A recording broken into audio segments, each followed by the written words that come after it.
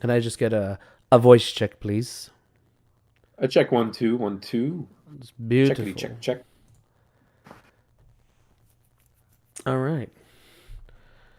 So, listen, if there's anything you want me to bring up, just let me know, and I'll bring it up beforehand before switching over. But yeah. So, yeah, you sent me an interesting video, very short video. Yeah, a short video. Which one was that? It Yeah. wasn't short. That one. It No. was like about an hour. It was 2 hours and 10 minutes, bro. Yeah. I mean, did you watch the whole thing? Yes. I skipped through some things, but in total, I watched about an hour and 40 minutes of it. Yeah, the beginning. I skipped through the beginning because he was just like futzing around, and That's then it took it. me a while to figure out what he was talking about his whole. His Because he get tries up. to get, he has get up the whole thing about comedy and talking and being Yeah. like, his thing was like how to approach. I like that though. I Um, like his talk about the his approach about laughter, and you should try to laugh or yeah, make a joke every 10 minutes or so. I like that kind of yeah. stuff. Um, because I believe in that. I believe in the power of laughter or just positive emotions and humor. Mhm. I really believe in that. I think it does a lot for people. Um, but we're talking about this gentleman, but we haven't specified to people who it is yet. Oh, David Wilcock. Right. David Wilcock. Yeah, he's been around for a while. He was. I saw him first on uh, Gaia, I believe, and then it was. I think it's his first talk. He was talking about his first teachings when he was really young. He was different back then, and then It was different talking back about then. the Whoa, sun. what do you mean? Well, different. He looked a lot like he looked different. He looked like a young kid, Oh, and okay. then he was talking about I forget what it was called, something teachings. It was the I don't know. I found this talk interesting. He had like a board, and he was just going up, and he was explaining like the sun has information. Like we need the rays from the sun because every photon has information from like the universe or whatever. And as we get we get sun rays and whatnot, we're learning that information, and whether we realize it or not. And I found that interesting, and he was explaining why, like how the universe, and that's when I kind of like was like, okay, what's this guy on about, you know?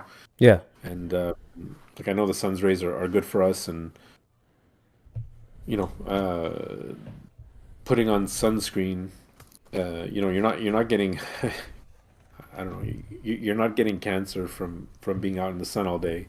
You're getting cancer from like lathering yourself with either baby oil or sunscreen that's full of heavy metals, and the sun burns that into your skin, and that's what's causing the cancer. So I find it hilarious that they're like, well, no, you're gonna get if you get sunburn, it's normal. You're on the skin, but that's not gonna give you cancer. The doctors will tell you they'll give you cancer and all these studies and that studies, but it's like I have a hard time believing that, or else we'd all be dead, man. Like it doesn't make sense.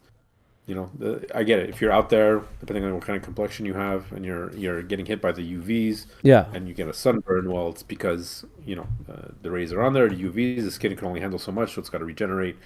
So they're not like, oh, hey, people are getting skin cancer, so you should be using sunscreen. It's like, what? How did you putting on a cream? Like you're just cooking that shit into your stomach, into your skin, So I just never.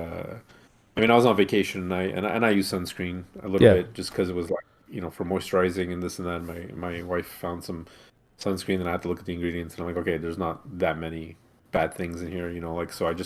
You just be careful, you stay in the shade and you can still catch tan in the shade. So you have to get used to it. You can't just jump. We live in Canada. We can't just like jump into a tropical sun and expect nothing. Yeah. Now that depends on people. Certain people have different reactions to the sun and Well, like me, I'm a person that I've never used sunscreen in my life because, well, yeah. Don't judge me. I have Starbucks. it's okay. It's all good. So there you go, right? Like it's everyone. So you can't tell me that everyone of your complexion or everyone who has the same issue or like all the Africans who live in Africa who don't use sunscreen, like they should all be dying by the thousands of skin cancer. Unless Hmm. there's some statistic that I'm not aware of. So it's like it's just I see it seems to be a North American European thing. Like just what did we do before sunscreen? People were just living. Your skin just got used to it. Like so.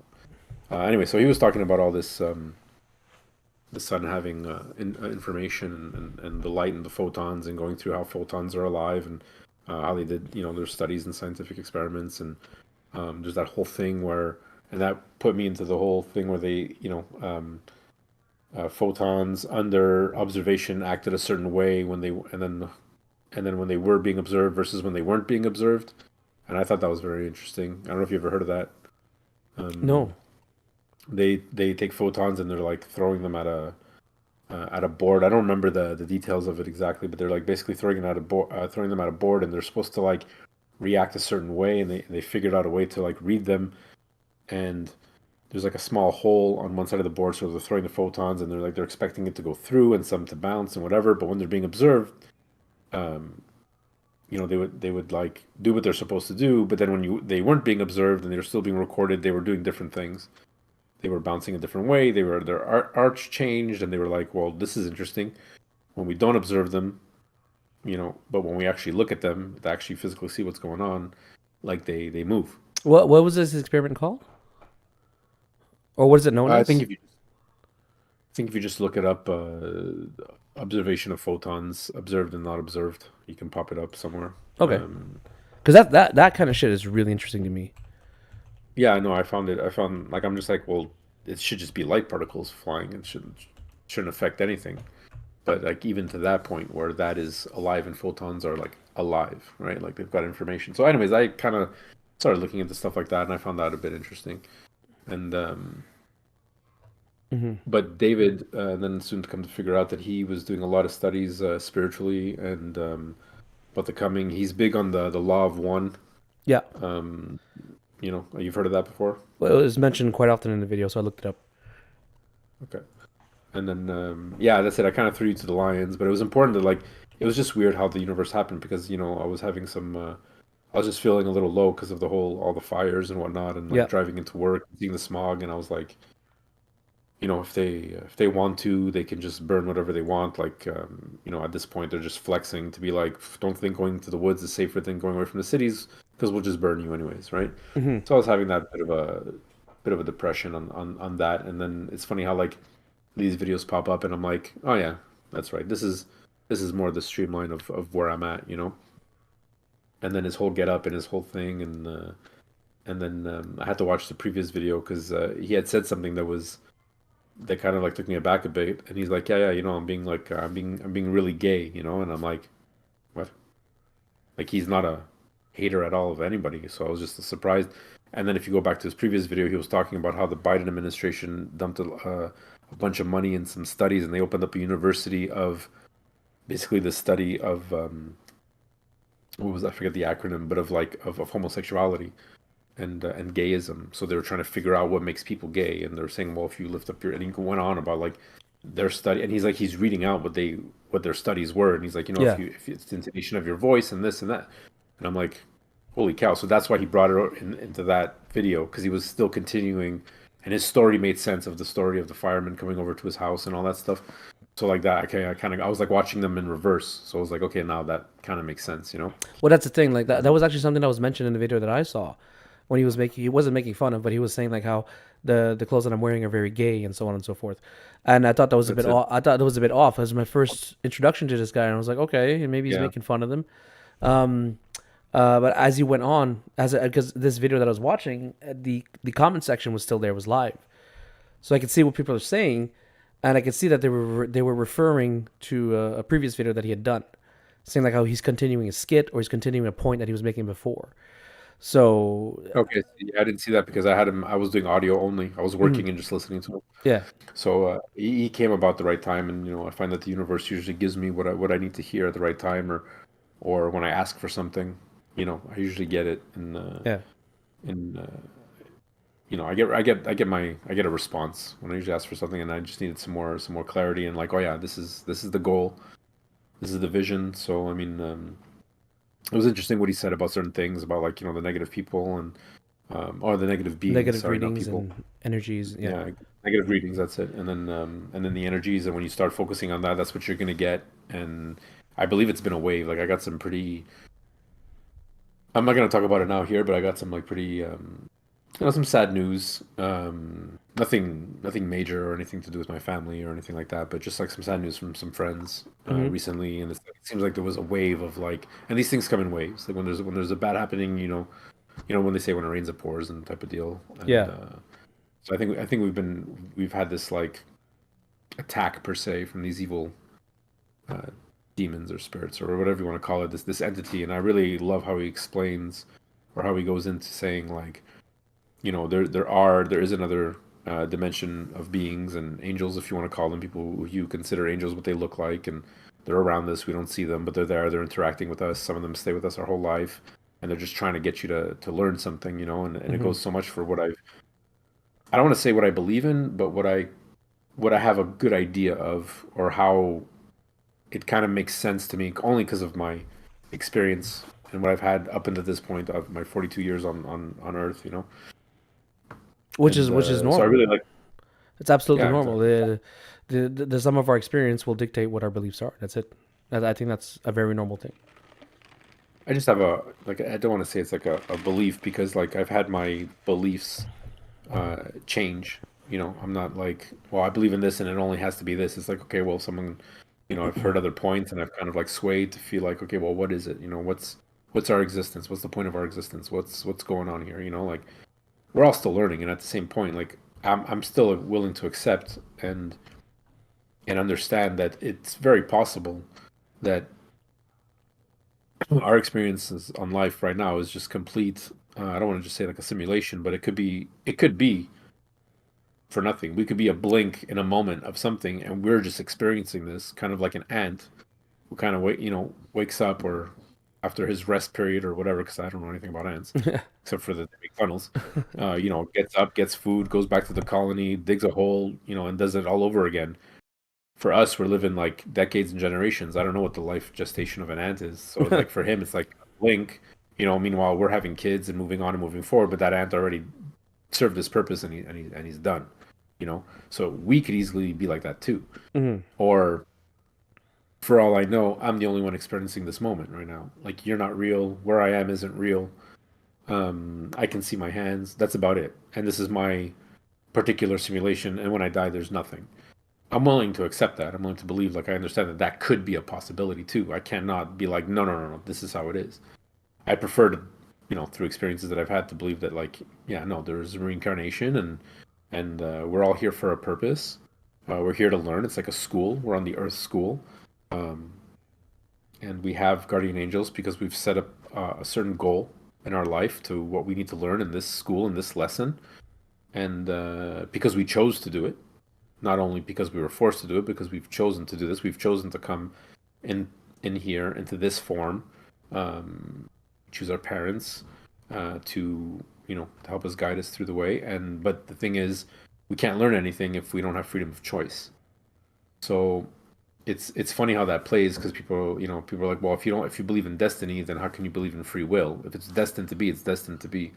And it's like there's a fine line of understanding, you're destined to do something, but you could easily be persuaded because if not, then how do you learn? If everything's already predestined, it depends on how easy you've made your life and like whatever you've chosen to be like, no, Yeah. this lifetime I want to learn this, this, this, and this, and I go on this lifetime, because there's also karma, and I believe Dave Wilcox talks about that too, about your karma repercussions. And if you understand karma, you understand, he was talking about suicide and whatnot, and how that's like there are still laws like the Ten Commandments are still viable, and Jesus's teachings.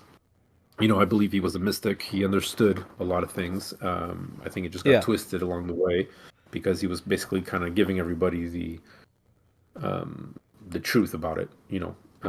About what's really happening and the information that's there, and just like today, how are you supposed to tell people that worked really hard and have like these huge homes and like have a specific lifestyle that they've been told that this is what you're supposed to achieve? How are you supposed to just give that up?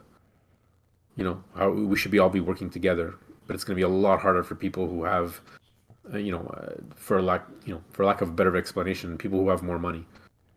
It's easy for, excuse me, um, poor people. I don't say poor people. It's not the word I want to look for, but like people who are less well off or Yeah. struggling a bit more to give up and adopt a newer way of life when everyone is giving into each other, and versus people who are like, well, I spent all this money, I got this house, and now I gotta like give up my stuff.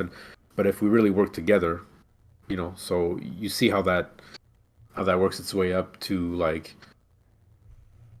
people who are making money, people who own companies and billionaires and trillionaires, the Fortune 500s, like all these people with all this money can easily change the world. Bill Gates can easily change the world. He won't. He's part of some evil order.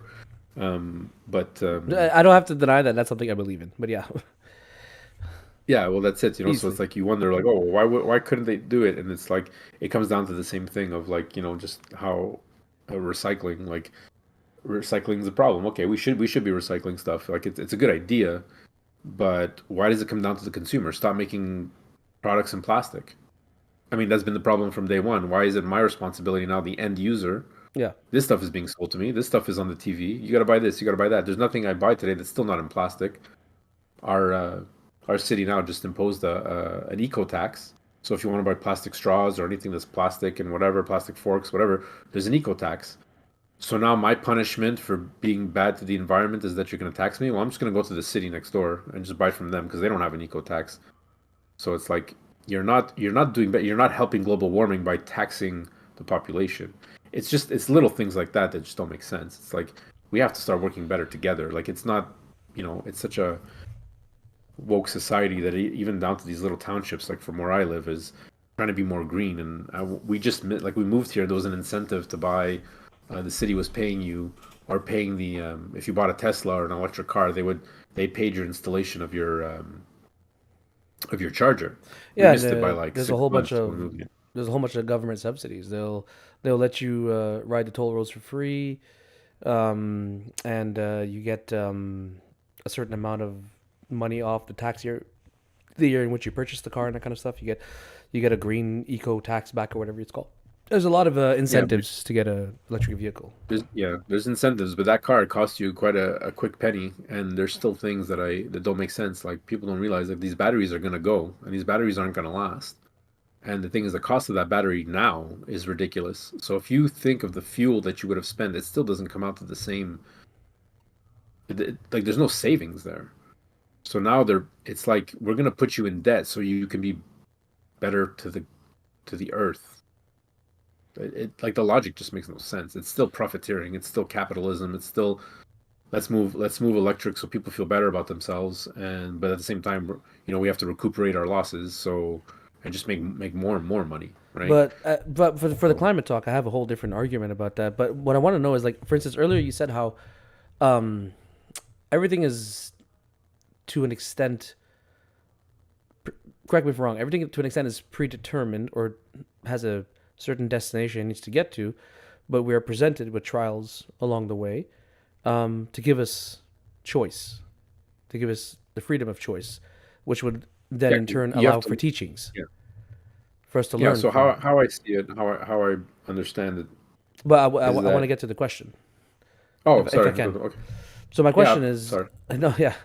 So my question is, if that's the case, then it would mean that for the people who are, I'm going to call them hyper successful or the wealthy, Hmm. that would mean that, and because you said how we make a conscious choice when we come into Yeah. play of what we want to be or choose what we want. So these people chose this, right? Yeah. They chose this, but are you saying that they're choosing an option to not acknowledge what is really happening? So when we're born, right? And there are exceptions to this rule. Um, we can talk about that another time. But when you're born, you have no memory of this. Everything is erased. So you start off, and whatever your surrounding is, that's your situation. And either by hook or by crook, you're either gonna know about it, or you're not gonna know about it and understand your spiritual surroundings. Some people's lives are not meant to know anything about it because it would interfere with what they're trying to learn. Um, and we haven't even spoken about karma at that point. But Hmm. if you've set for yourself a peaceful life, a life of richness where you learn to make money, because remember, whether you make money or you don't make money, this is just like one little level of this huge onion that we got to unpeel here. Yeah. There's still many lessons to learn.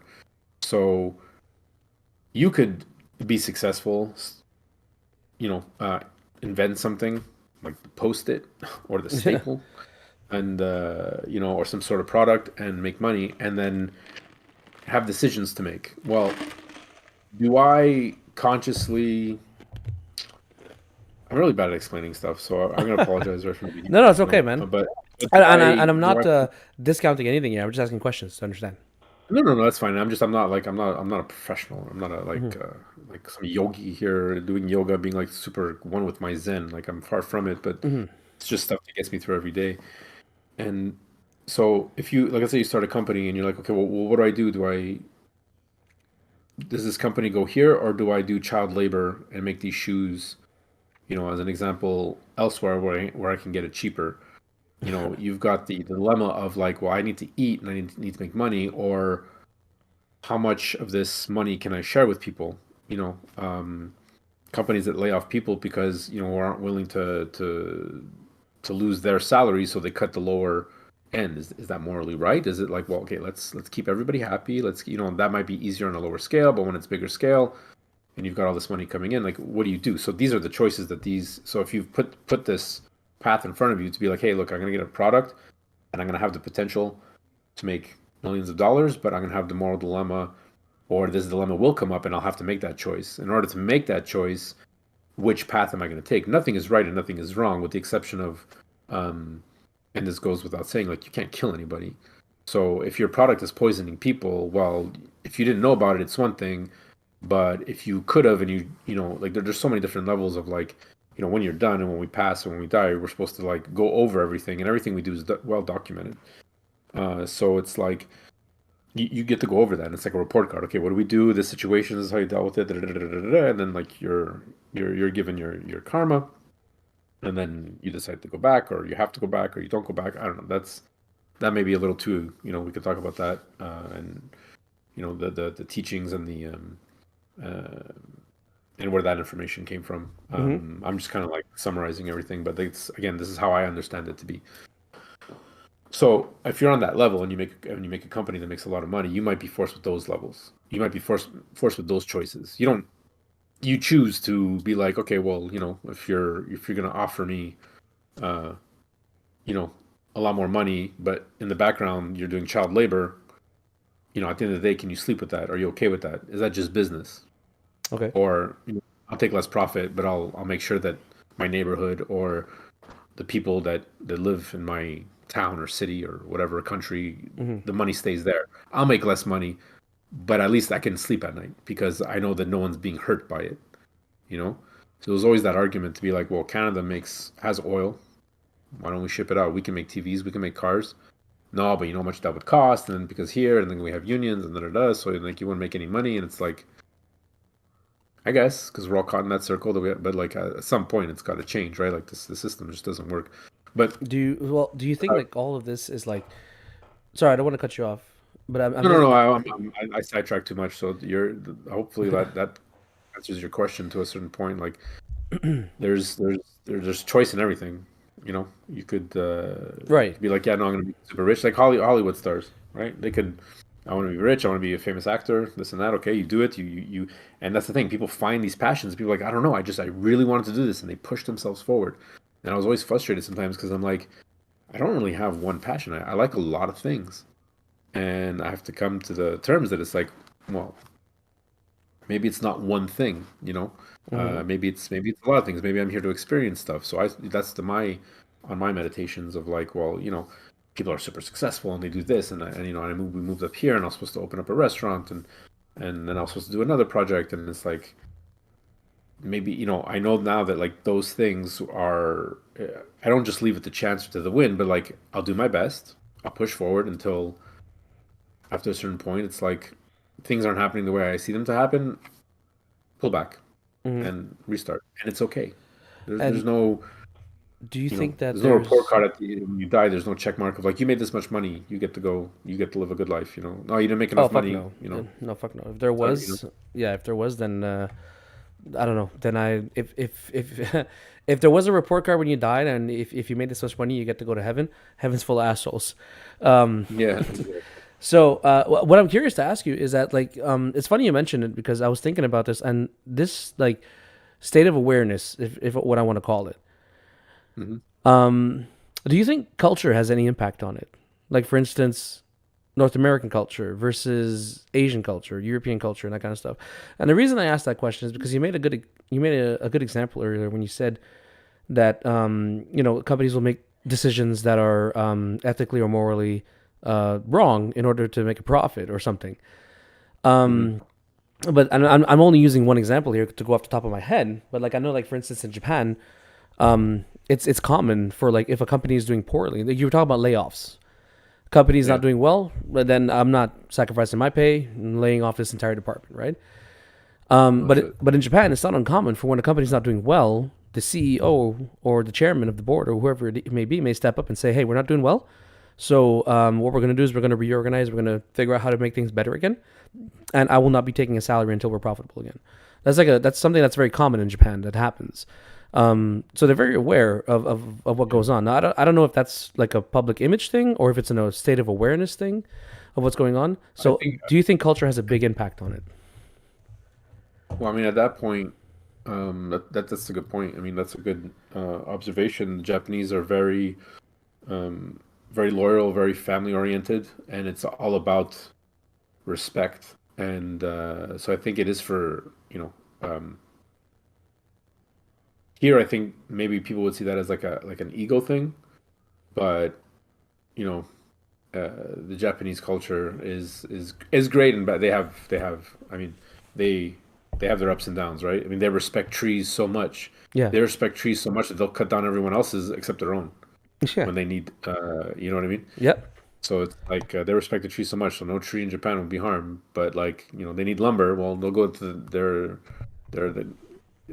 next door neighbor in that country and get some lumber from there. So it's like, well, it's kind of like to respect trees. I mean, yeah, I get it if you need it for building materials, but like you got to be one with your.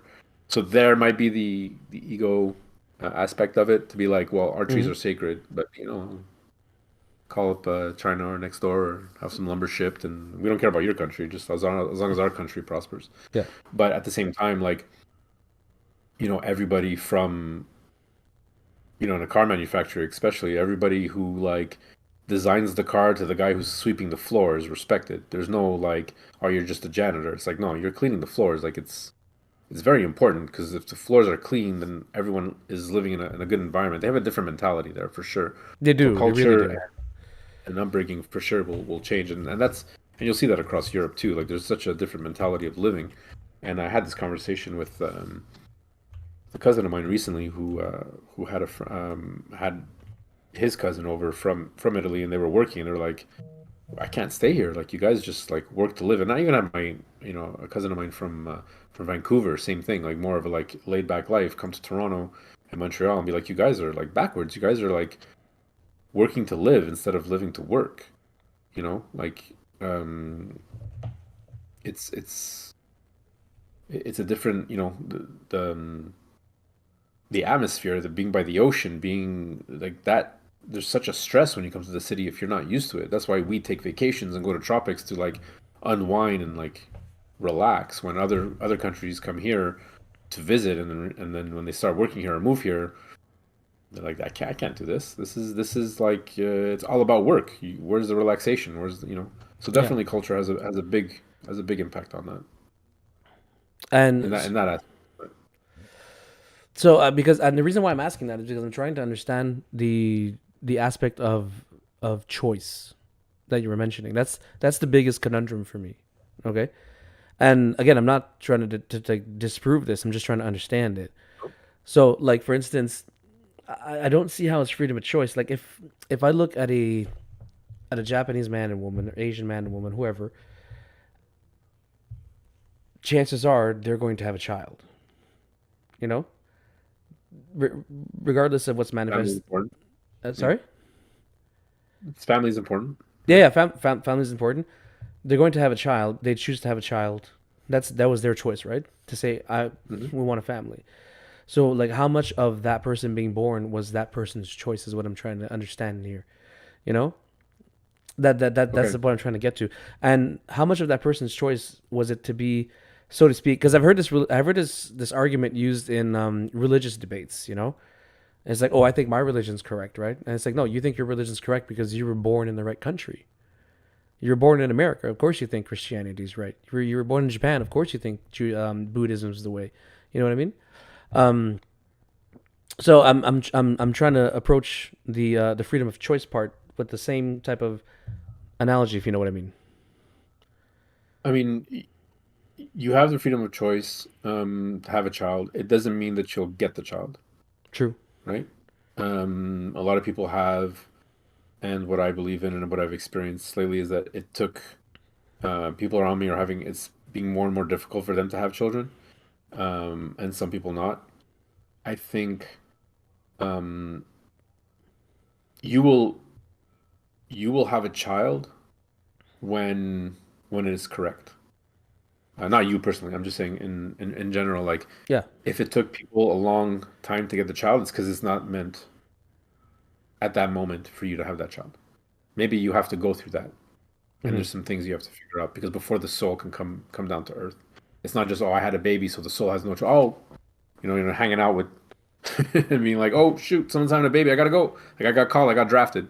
Like I don't think it works that way. It's more like things are chosen, things will line up.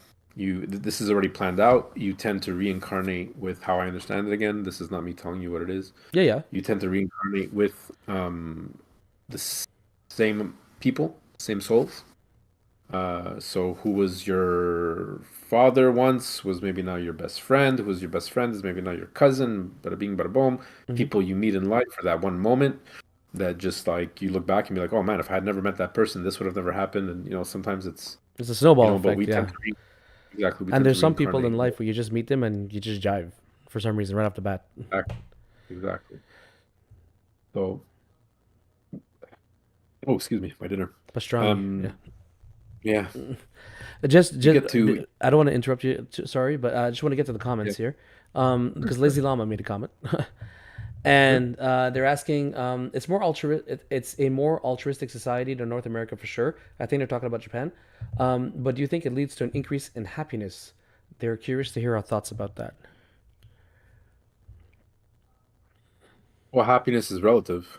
I mean, if they're stuck in their bubble and there's always a certain soul who's curious about leaving that bubble, I'm not, no one's saying Japanese people are perfect. They have a happy way of Zen and their family is very reinforced.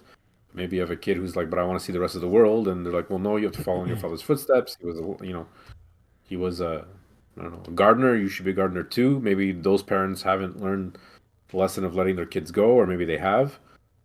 It's all happiness is relative to where you are. I mean, and what you're doing in life, and everyone has that choice to decide what they want to do. So if you reincarnated and your parents gave you that choice, that's great. Maybe you reincarnated and your parents gave you a harder choice. Well, that's something that you have to live with, and you have to make that choice. Well, do I defy my parents and leave, or do I stay and Hmm. and be good to my parents? So every choice we make is a learning experience. Hmm. However, the what I was talking about, destiny, is that there are guidelines. Like we will get pulled, and we will always have the signs to get pulled back to where we're supposed to go. So if we deviate, there's always a way back. That's why for me, suicide is never the answer. Uh, Hmm. and anybody who would be watching or now or in the future, no matter how bad things get, suicide is not the answer.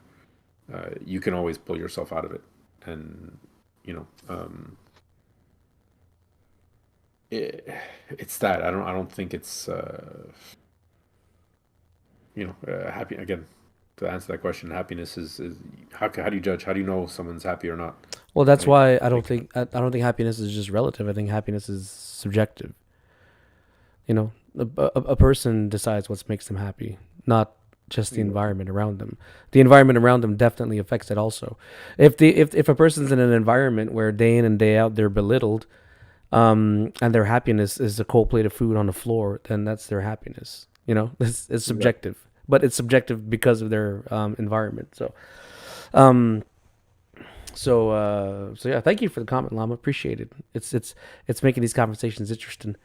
Um, so to get back to Mr. I don't want to change too much, but I just want to keep the topics going. Yeah.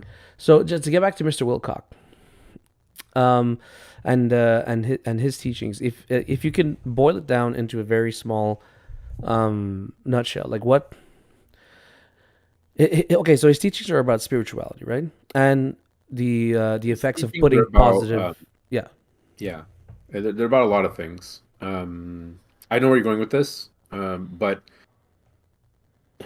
David Wilcock has done so much. It would be hard for me to even attempt. I would not be the perfect person to do this. He's been interacting with so many different people. We're talking about like people coming from being awakened from like MK Ultra programs. yeah, We're talking about people who have technology to heal and how that's going on.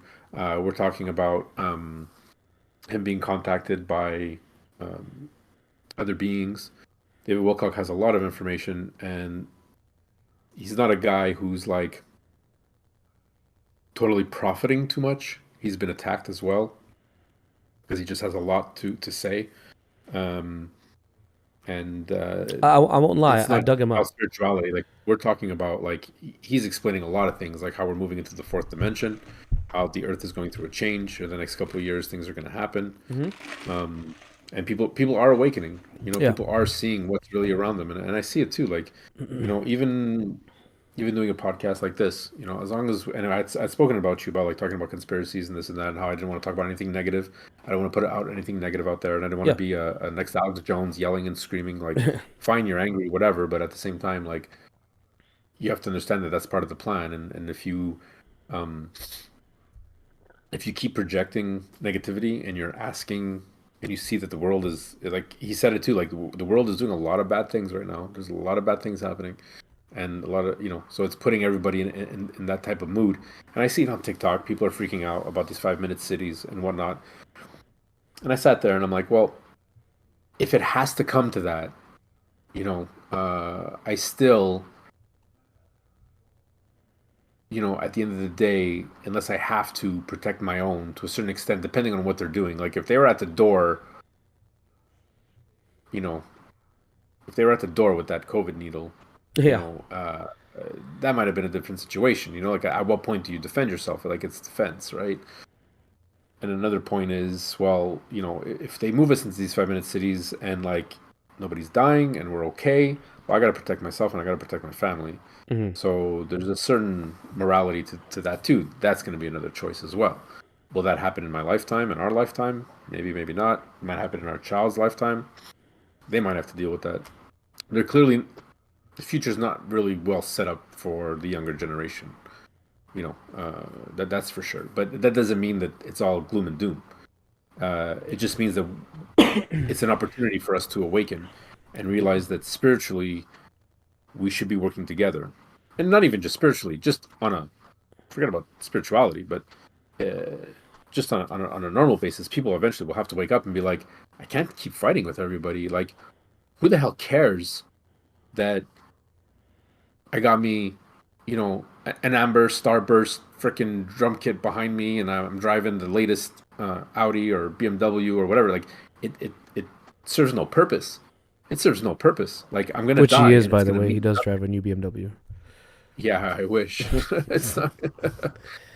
No, it's a Toyota Corolla, everybody, from 2009 that I'm dearly, dearly holding on to. I'm kidding. Um, no, it's all good. Like, would I love to have a Ferrari? Of course. Do I need a Ferrari? Yes, of course I need a Ferrari. Everyone needs a Ferrari in their life. That's a beautiful machine, Like, but that's another thing too. Like, we'll talk about Star Trek in a second. You Okay.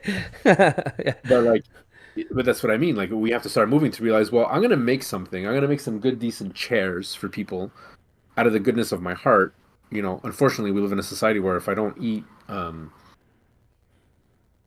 need money to eat. So that's kind of like the one thing that we have to kind of deal with, right? Or else, like, if somebody was good at making chairs, well, then, and they enjoy making chairs and woodworking in general, they would do it, and people could probably, like, people would be like, oh, cool, well, let's go see Joe, the chair guy, because I need a good chair. Okay, yeah, no problem. and you can only do as many as you can, and you give what you can, and some people might give back, and we have like a barter system. Well, you know what, I'm kind of need some bread. Okay, fine, I'll give you some bread, or I'll trade with this guy and trade with that guy, and we could all go back to basics, type of deal. Hmm. And no one's saying you don't have to have a job, but like, for example, you see that I have a lot of board games, right? The board games are there to share with everybody. I'm not just like, well, I'm only going to buy games I can play by myself. I want people to come over. I want people to have fun. I want like to interact with people and have an open mind of like, what's mine is yours. I tried to explain to my neighbors this. I'm like, I have a leaf blower. Just borrow it. I didn't even ask you for gas. Just borrow it. He borrowed it one day. He called me up. He took it, and then the next day he bought his own. I'm like, why? I have one. I'm not gonna, like, as long as you respect it, like, and you don't like throw it on the floor. Like obviously there's that type of understanding, but we're adults now. We're not teenagers. Like, Yeah. you know, let me borrow your GI Joe. Oh, I broke it. Sorry. Like, and then you're like, oh, well, lesson learned. Don't lend your stuff out to people, which is not the right attitude to have. It's like, okay, well, just don't lend your stuff out to that person. Know somebody before you lend stuff out to. So, I'm just trying to, as an example, we can live so much. Like 5 minute cities they could work as long as we're not being confined. Like a 5 minute city would be like a neighborhood. Hmm. All my neighbors on the street, we buy one lawnmower. It's very cost effective to buy one lawnmower. And as long as everyone's like, well, I want to mow my lawn this Saturday, it's like, well, we have to understand that we can't all mow our lawns on the same time, and no one's gonna tax us more for that. No one's gonna like. We have to break out of this cycle of like, you know, my house has to be clean because the magazines tell me it has to be clean. Yeah, I want a good looking lawn, but at the end of the day, what? Okay, okay. So if I don't cut it this Saturday, I'll cut it next Saturday, Yeah. or I'll cut it later in the day, and someone uses it in the morning. I mean, how long does it take? You know what I mean? Like, it And doesn't then, have to be a lawnmower. there's a judgment that comes with that. Like, and like, sometimes when people will say like, oh, look, that person doesn't take care of their lawn, which means they're probably a bad person or something like that. You know what I mean? It's Exactly, it's and it's, it's foolishness. It's a foolish way that we it's think now. ego. Yeah. It's ego. It's 100% ego, and we have to learn to let go of that ego to be like, I really don't care what you think because it really doesn't matter. It doesn't matter that you have what's considered a nicer car. Like you have to be happy for these people. Just be, man, look at that guy. He's driving around freaking Audi R8, man. Good for Yeah. him. He probably worked really hard for that. So But he deserves that car. You know what I mean? Like that's the attitude we should adopt with people to be like, oh man, it would be nice if I had that. But you know what? That guy probably, mhm. deserved it or whatever, and good for him. And you just, be But like, at the same send the good time, vibe. the people that have that drive to want to do that, to want to have the house that looks like a magazine, to have the new model of the car, to have the new cell phone, whatever, the people that have the drive to do that, if you were to, I think there's a lot of people out there where if you were to take that drive away from them, it would severely depress them to not go after and chase something, to not think I need this or I need to do that in order to feel I've accomplished something. And that's okay, and that's part of the journey because it's not about. And I'm not trying to shit on people who are. I'm not trying to say like, No, well, oh, I know you're well, not. I'm just saying there's some people that there's have that. nothing wrong with. I mean, my house is full of toys for fuck's sake.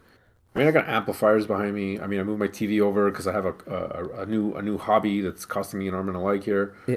of slot cars and stuff like that. But I have like I'm in a situation that allows me to be like that, and I'm very thankful. And that's another thing, in life you have to be very thankful and very appreciative that every day you wake up to be like, wow, I'm breathing.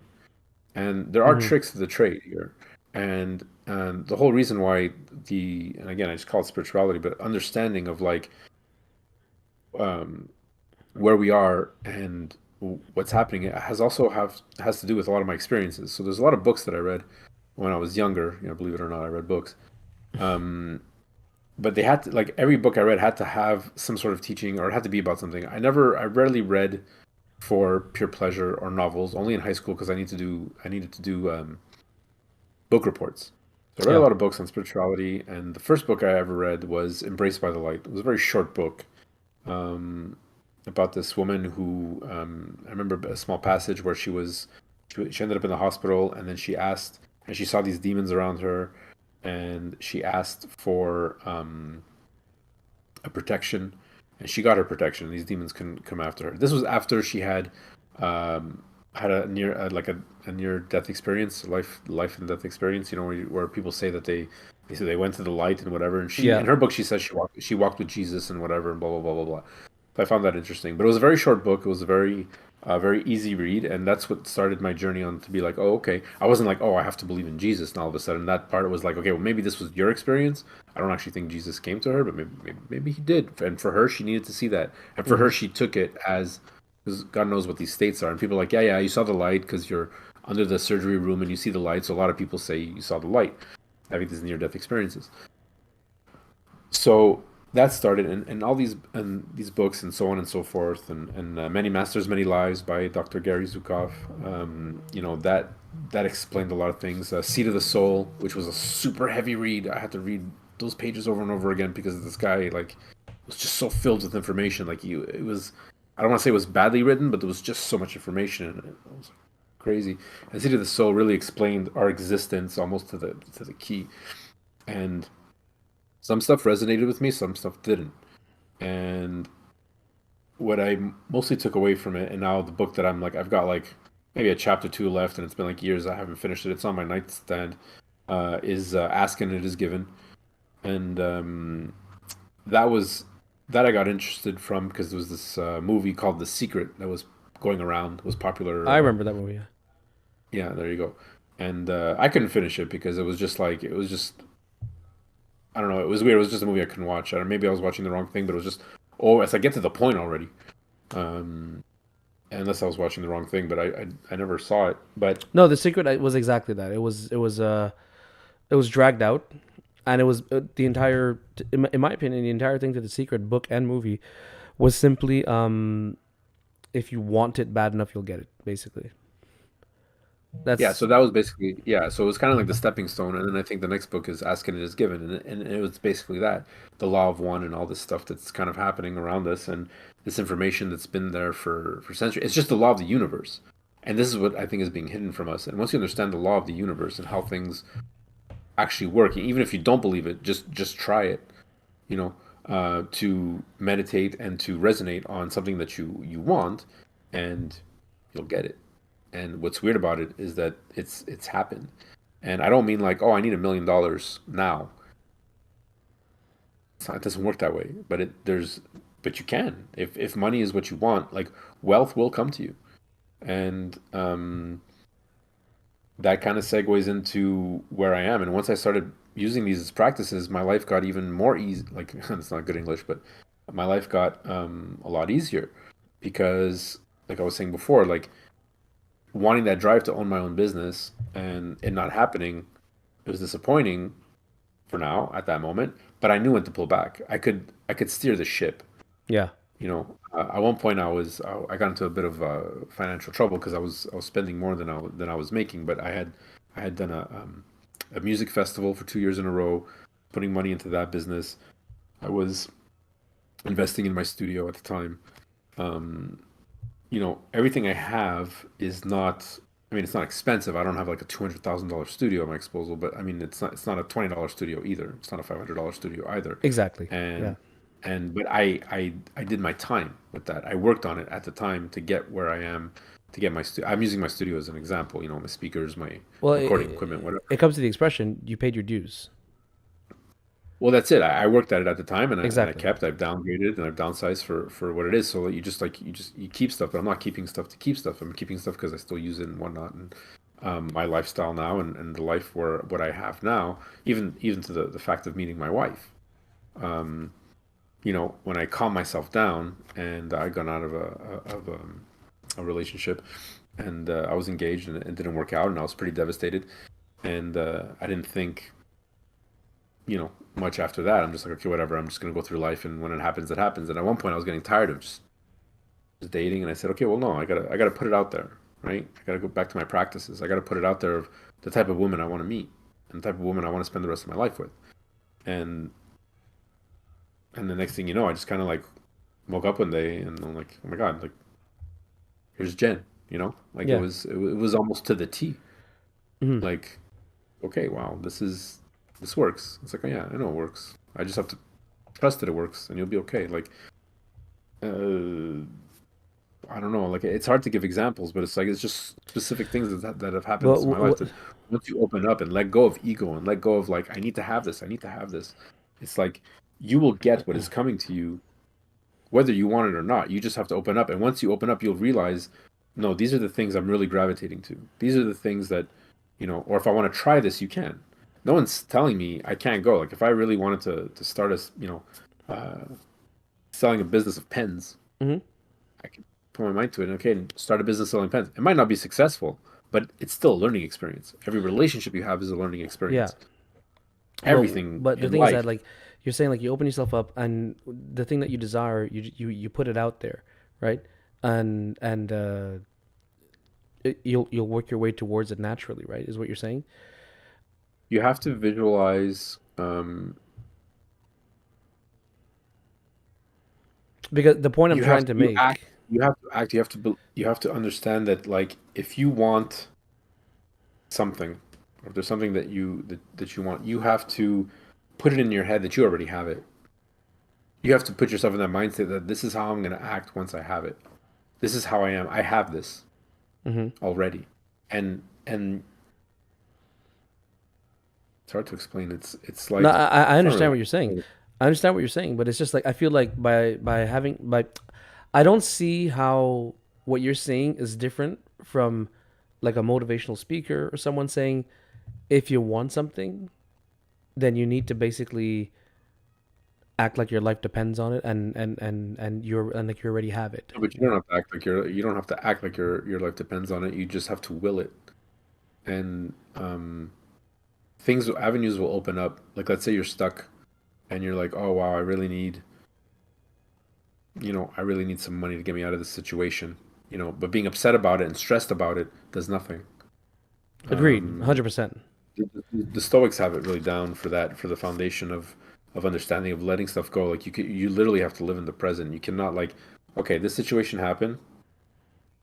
I can't change it because it's happened. So being upset about it is only wasting brain power and wasting time and wasting my energy and my frequency and my good mood.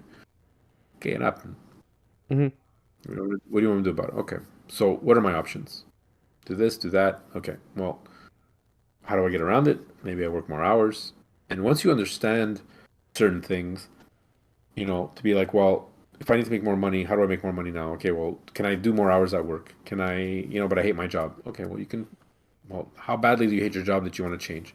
Is it your attitude at work, maybe, the reason why you hate your job? Because people are mean to you because you're mean to them. There's so many micromanaging things but once you relax and you take ego away from it and you understand that a situation is just a situation and it's there and it's just floating in front of you, like, okay, well, this is what it is. How do I be neutral 100% for it and try to make the best out of it?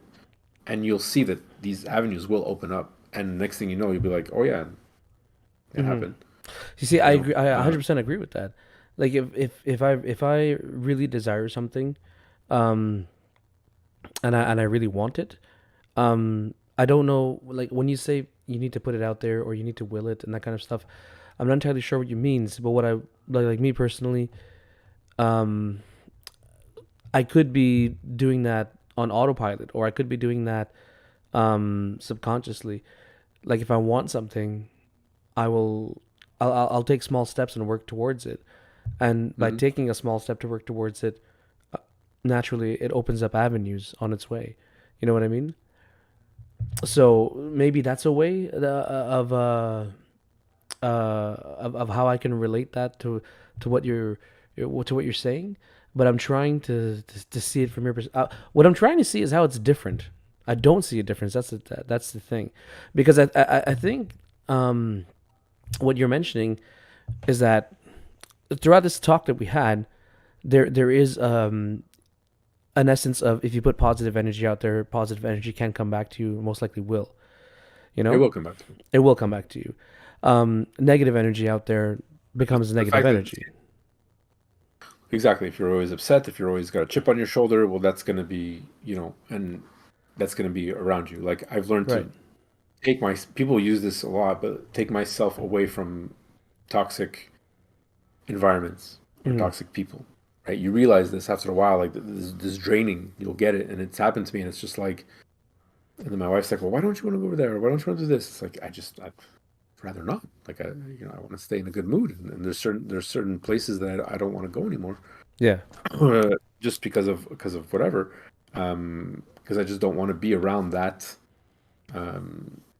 environment, because there are people that will drag you down, because it's just a bad situation to be in. And it's like, it's not about understanding, like, well, if I do this, will I get it? It's like, no, you have to really, it's not the it's not that it's not easy. It is easy. It's just, again, your ego that you have to let go of.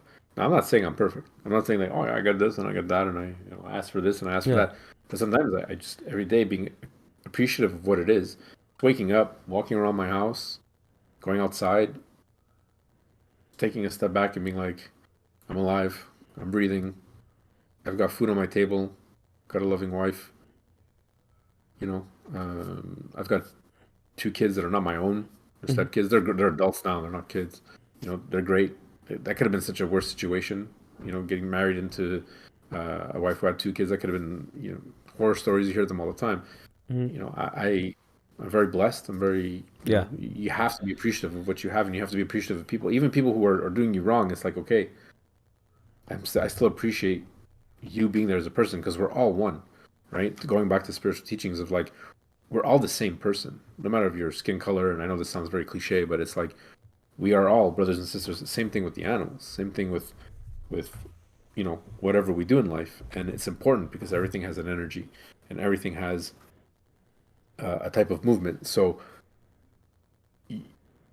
if you start focusing, if that means every day waking up and taking 2 minutes, and not don't get on your phone the first thing you do when you get up. Just get up, breathe, um, let your body understand, let your mind like kind of absorb your dream, whether you remember it or not. Yeah. This is a practice that I'm trying to do now. Instead of grabbing the phone right away, Mhm. just take a minute, wake up. Just take a minute, wake up. Let go to the bathroom first if you have to, whatever, this and that, and then look at your phone for whatever, because you're up and I'm bored. Mhm. And then, but in that time, just take some deep breaths and just like visualize what it is that you want. Try to put yourself in the mindset that you already have it, and start your day on that step. Start your day thinking that you Right. already have what you want. Like And I read Jordan Peterson's 12 Rules for Life, Mhm. and I really liked that book. I thought it was great, and that loosely was one of his teachings. Like, take the time to wake up. Take the time to really you know, appreciate what you I have. have Right. no idea who that person is, who you're Mhm. talking about. So there are things, and I'll cut you off, but there are things that will repeat themselves. And everyone has a bit of spirituality in them, regardless if you believe or not. There's a lot of people who Exactly. don't believe in God, who just, positive thinkers, this and that, blah, blah, blah. Oh, And it's like they've tapped into it. They've yeah, tapped in. They understand it. They just don't yeah. But that's the thing. maybe get it's all connected, For me, it's not like right? like you said. For me, it's not a question of belief or non-belief. It's just more of a question: where can you find it? Where can you find those topics? Hmm. Where can you find those conversations? Where can you find those teachings? When can you apply them to to get the results you desire and that kind of stuff? Hmm. And I just find it I find it curious because one of the things that I noticed and I'm going back to him again, David Wilcock, because he was my Yeah, sure. first introduction to this, right? Um, and is that one thing I liked about his video was that he didn't he never called anything evil. He was very neutral in all of his words. He's very careful Yeah. in what he says. He never said evil. He always said negative energy, and he never said evil entities or things like that. Yeah. Um, so it didn't give it like this ooga booga feeling of Yeah. what's going on out there. And I thought that was nice. Um, However, what I was trying to understand was that I see people out there putting out these self help or these speeches to trying to tell people how to achieve the goals that they want in their lives, versus what he is saying, and his seems to be more of a there's there's something bigger out there than you comprehend. You can comprehend it if you open yourself to it, is what I understand he's trying to say. Hmm. And however, I can't help but feel, and I'm only basing all this off one video, so I could be way off here, but that there's some type of spiritual war going on. You know what I mean? Like Yeah. there's okay, so there is something trying to take this away or trying to lead us down the wrong path in his version of things. It's more of Sorry. it's more of a like as much as there is good, there is negative, right? As much as there's positive, there's negative. So if you let the negative in, the negative will grow. Hmm. I think he said it himself. Satan only exists because we allow him to exist. Um, and it's that fear, it's that anger, because those are true emotions, and we have to go through that first in order, because everything goes back through um, having to do with like the chakras and whatever, and you have these energies that like reincarnate and are either don't and their spirit, and they're going through the cycles, and some people just don't progress through those cycles, so they Hmm. stay in that like lower state of negativity, even though they can get really strong Hmm. because it's very powerful, but they'll never until they start moving up forward through kind of going through different territory now, but through the chakras, they'll always stay there. So there's still entities that like feed off the negativity of us. So when we have these weird waves of, and people might think like, oh, it's just a coincidence or whatever, but we have these weird waves of people passing. We had like Michael Jackson, and then Robin Williams, and all these positive people that people loved that were affected by Chester. millions. Yeah. You know, yeah, I guess. You didn't like I never Chester? was, you know, Oh, I sorry. well, I did not like him. I did not like him. I just didn't like. I was like, okay, he passed, and I mean, a lot I of people I, liked his music, right? I grew up with his music. He got me through some tough times. There you go. See, like for me, I was older, and I remember my friends telling me about that band, and I'm like, just pop with like a bit of distortion, but I was just so I never was Yeah, interested in Linkin Park, it is. but Yeah. it was good, and it just to me it wasn't my music that you know, at that time growing up, I was like Pumpkins was still a thing, and nobody was Mm. doing anything to anyways, whatever. Yeah, yeah, I It's get still you. very sad that he passed, but like again, that was it's a good point, it made a lot of people who were counting on him or who like were appreciative of him feel sad. Um, some might say it's just an unfortunate accident, or it's just unfortunate. Other people might say that it was deliberately done, or um, that negative wave of things happening has a ripple effect on everybody, right? So, which again goes back to choice and all that stuff. So, it's not there is a war happening because there's a lot of us who are waking up, both spiritually, both understanding that, like, and COVID again made a lot of people realize, hey, I'm okay at my house, right? We have to be careful with that too, to a certain extent. But people were realizing, like, hey, life is not just about waking up and going to work. And I think a Mm. lot of people not going back because obviously those people who needed money have to go back. Yeah, the government started supporting a lot of that by giving out checks and whatever. So people started, they needed to print their money, and that's a whole other agenda. Yeah. But um, that didn't help either. But there was still a lot of people who said, "Well, I'm going to go work for myself." There was a huge movement up north here.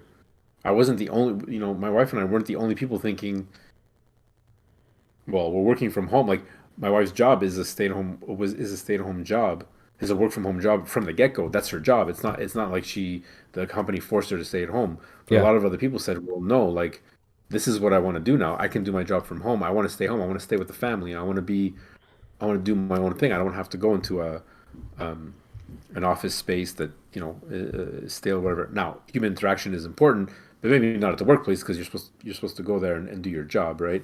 Yeah. Um, Elon Musk doesn't like this idea because he's like, well, it doesn't make it fair for people like people who are farmers or people who are mechanics or they have to go into work.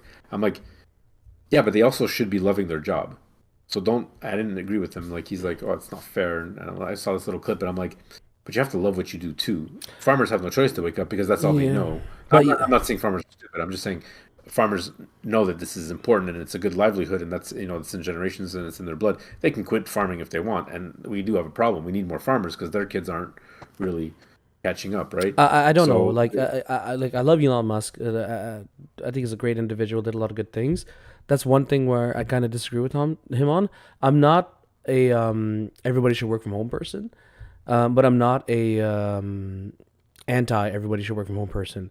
What I'll say to that argument about, it's not fair to farmers and that kind of stuff, it's like, well, I'm pretty sure that if we develop a way to grow plants with like neon lights, if we were to like stick a farmer in a giant box with neon lights and tell him farm this box for 8 hours and then go home, I'm pretty sure they'll get sick of it too.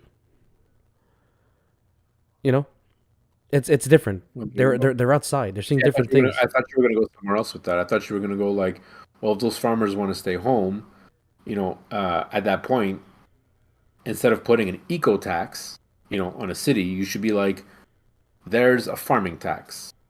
Everybody has to start growing so much of their food. If you can't grow it, this is where your taxes are going. We have people to help you get your garden started. Let's start learning how to be self-sufficient. Let's stop putting the pressure on these farmers to produce so much. And maybe they won't need as many pesticides and other chemicals to keep their crops alive, Hmm. right? And without getting into that, you know, um, it's like we only use preservatives and all this other chemical stuff in our food because we have to produce so much and it has to last long. Natural food should not like have to last as long as it does. Canning is great, storage, you know, but for long periods of time and transport, we shouldn't be having, meats that are full of sodium just so they can last long on our shelves, right? Um, that's basically the point of it. So if we started producing most of the food ourselves, not most of it, but at least a certain percentage, we could relieve Hmm. these farmers would still need to farm. Yeah. I can't grow a garden. I have people coming over. You go out, rainy day. I finish all my salad one weekend. Deers eat my salad. I got to go to the store. Or maybe my neighbor will grow a bit more and he'll give me salad because I'm better at growing tomatoes. And then, you know what I mean? I thought that's where you were going to go with this. So that solution of like, no, people should go to work. It's like, no, we should start be working together. Like we should work together to relieve pressure of other people of the system. The system has been supporting us for so long. Our time now. That's what we Now, should be focused on. I Not a tax would. on, you know, plastic. Oh, you're doing bad. You should recycle. I don't recycle. I agree Don't with don't tell you. me, I that agree. that I diesel agree with truck that you. runs around the neighborhood picking up. Like you're not doing any better for the environment. Plus all the electricity you're taking, plus all the fumes that are happening when you got to melt down that plastic to reuse Mhm. it. So give me a break. What I lo- But what I anyways, what, so what I now I'm love getting about into that argument is like what I love about that argument is like if you were to like implode North America, um, I think our impact on this whole climate change things will be so minimal compared to the real instigators of climate change or the mass contributors, whatever we want to call them. I feel like we're bending over backwards. Our paper straws, our eco tax, our tax on our because of that roofs, one, and because of that one video of that turtle that went viral, and it's like, yeah, it's sad. Um, but like that paper straw is not any better. Like, you're still cutting down trees to make paper. Like we got rid of paper bags to save the trees, yeah, and now we're back to paper bags. yep. It's like if people don't see the idiocracy in that and the irony. Or the control that's being pulled, the strings that are being pulled behind the Well, scenes in order that's it. to It's call like these things. It's if just you just did this much research, and I don't mean just look at Google. I mean like just go sit look at down and the planet. think. All the scientists are like, we're not convinced. They're like, okay, but and my argument always is, but all the planets are warming up. Hmm. We're all in the same solar system. So Yeah. as far as I know, there's nobody living on Mars. Well, no, Mars maybe not, but Jupiter, Hmm. or or Pluto or whatever, if you Yeah. even want to call it Pluto or Saturn. But they're warming up too. So Yeah. what's the deal? What's Yeah. the deal? We're part of And that solar system, right? the point I wanted to make, sorry, I sidetracked and talked about climate change, but Oh, we do that all the time. I That's what's good conversation. I agree with you about like how, because my example was more, stick a farmer in a box with neon light, he ain't gonna be happy if he has to farm in that. And you were talking more of like the collective work that we could all do together in order to accomplish what we need, and we can relieve the pressure off of these other workers, whether it's farming or any other mass produced resource. Um, I agree with that, and I think we touched on this once in a Last of Us review. Um, Okay. but that will not work on a large scale. No, it has to work in small communities. You cannot work. You can't expect. You can't tell a country, you Um, can't tell an entire country, yeah, we're gonna tell you what to do. it's not about Well, they're doing it now, so why wouldn't it work? If someone came forward with a plan, just how they're coming forward with plans now, it would work because if they're like, hey, idea, Hmm. Health Canada is now telling you something. Eating a lot of foods that have pesticides on it might not be the best thing for us. We're Hmm. sorry we put pesticides on it. It's because we kind of have to produce all this stuff. And without going into the conspiracy of they're trying to make us sick and this and that and make money off pharmaceuticals, Yeah. um, like, you know, if the government would do that or small communities started doing that, and there are communities that have. Um, I got to visit one. There's a few actually in Quebec, and I got to visit one um, where they're super independent. They make, I believe, everything, but even was there electricity? I think there was electricity, but only in certain sections. They grow their own food. They make their own clothes. They didn't look like hermits. They had a store. They had like a little tourist shop. The money they make, they use one card to do their deliveries. So very low impact on the environment, if you want to call it that. I'm just Um, imagining what it would look like in there. Like everything's like a knockoff brand of something. You want no, you want it's this it's their Gap own T-shirt? like No, this is BAP. You know. yeah, You want some it's Seven it Up? No, we like got Seven Down. It's like, no, but like I think it was Eco Village. okay. I think it was called Eco Village or I forget. I went and checked it out, and it was like okay, it was interesting, and like they had a tour, and it was free, and they had like a little shop, and organic cookies and this and that, and a sandwich, and it's like it's just good wholesome food. I wasn't ready to give up my life to go like commit to go live, and everyone there in the community was like, and so there are these communities No, but you got it. You that are got a glimpse starting. of what could be. Yeah, exactly, and at one point, it's like I'd like to have that, and I'd also like to keep all my stuff. Like we can have both. It's just a matter of understanding. Like, well, the people who are working at Hydro Quebec, like once everyone understands that salary might not be as important as like our economy could work if we just stopped printing money and we started using something else. So like without getting onto the bandwagon, but like if we actually adopted Bitcoin for certain things, we could still have internet. We wouldn't have to worry about AI. We don't have to worry about all this other stuff. Hmm.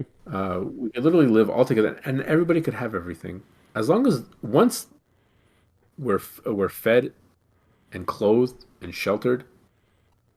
Not that hard, Like you don't have to come. You don't have to give up your mansion for that. You just have to have a different mindset of it. Like Yeah. I had this discussion with a buddy of mine. He's like, "No, you couldn't do that because then after a while, like if everyone's eating and everyone like Star Trek, I hear that's funny how full circle. How they're a society of Gene Roddenberry's vision was very great. That's why it saddens me when they're really pushing this leftism in there, Picard. this Yeah. inclusion in these new episodes. But his vision was, once we had these replicators, we didn't need money anymore because everybody was fed. And I had this discussion with a buddy of mine saying, "Well, that wouldn't work because people wouldn't do anything. The system would stop. Oh, Like, well, did you get maybe for a zapped? little bit, but you would. No, okay, you okay? Yeah. Okay. Yeah. You're back. You froze for a second. You're back now. Oh, you froze again. There we go. You okay? You back? There you go. Just a second. You hear me? Yeah, I can hear you. I don't think this is on my end though. My stream says everything's fine. Good. I'm good. You're talking about Star Trek. Oh, is that where the last thing we went to? Um, Well, you were mentioning how you you know what? appreciated his vision, but then the leftism kicked into the new episodes. Blah blah blah blah blah. And I'm just saying, like, we had this discussion with a buddy of mine, and he was saying that it wouldn't work because after you feed and shelter everybody, which kind of like people like the system would just crash because then nobody would want to do anything. And I'm like, maybe for a little bit, but Jesus. As soon as he gets to the point, it freezes again. Somebody doesn't want this information after a out while, there. it would. Oh my god.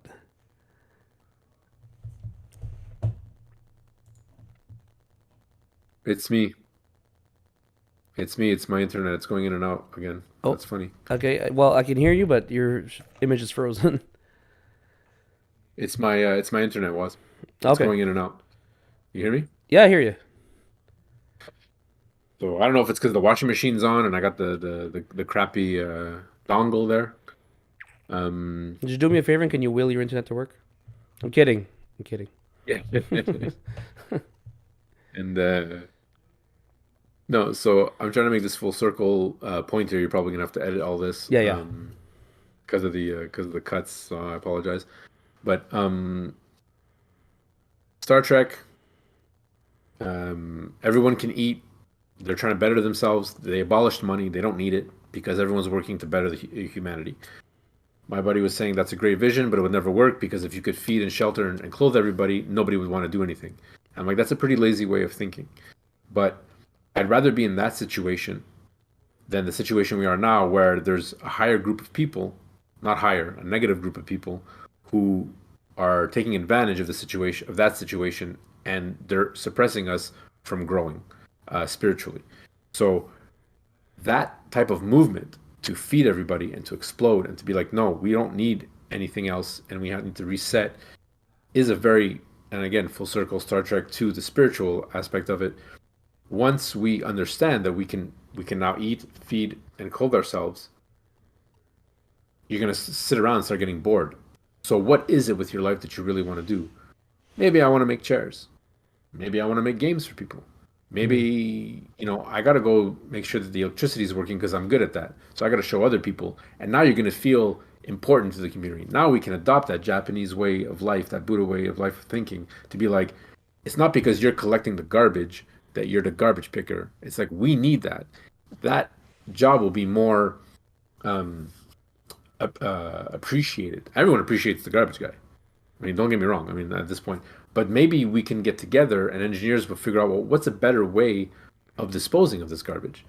And now, once we figure out this technology, well, everyone can have it, so we Yeah. can live a better life. And once we start talking about medical conditions, maybe we'll actually find a cure for something, and we can start curing people not for profit, but for getting better. So technology can still move forward, and we can do stuff to better ourselves. And whoever wants to go which way, that way, I want to learn this, I want to learn that. Okay, great. And then we understand that there's rules and learn from our mistakes, so there's no more war. We don't need war. We're not going to need borders. I want to go visit Europe. No Mm, problem. that's where I'm starting to disagree. I think as long as people are alive, there will be war. We're always going to disagree with each other. We're always going to not see eye to eye on things, and there will always be one. That's There'll always be one fine. person who will take things too personally or too far or be too radical, and say, you know what, I don't like your idea. I'm suppressing it. I don't want to hear about it.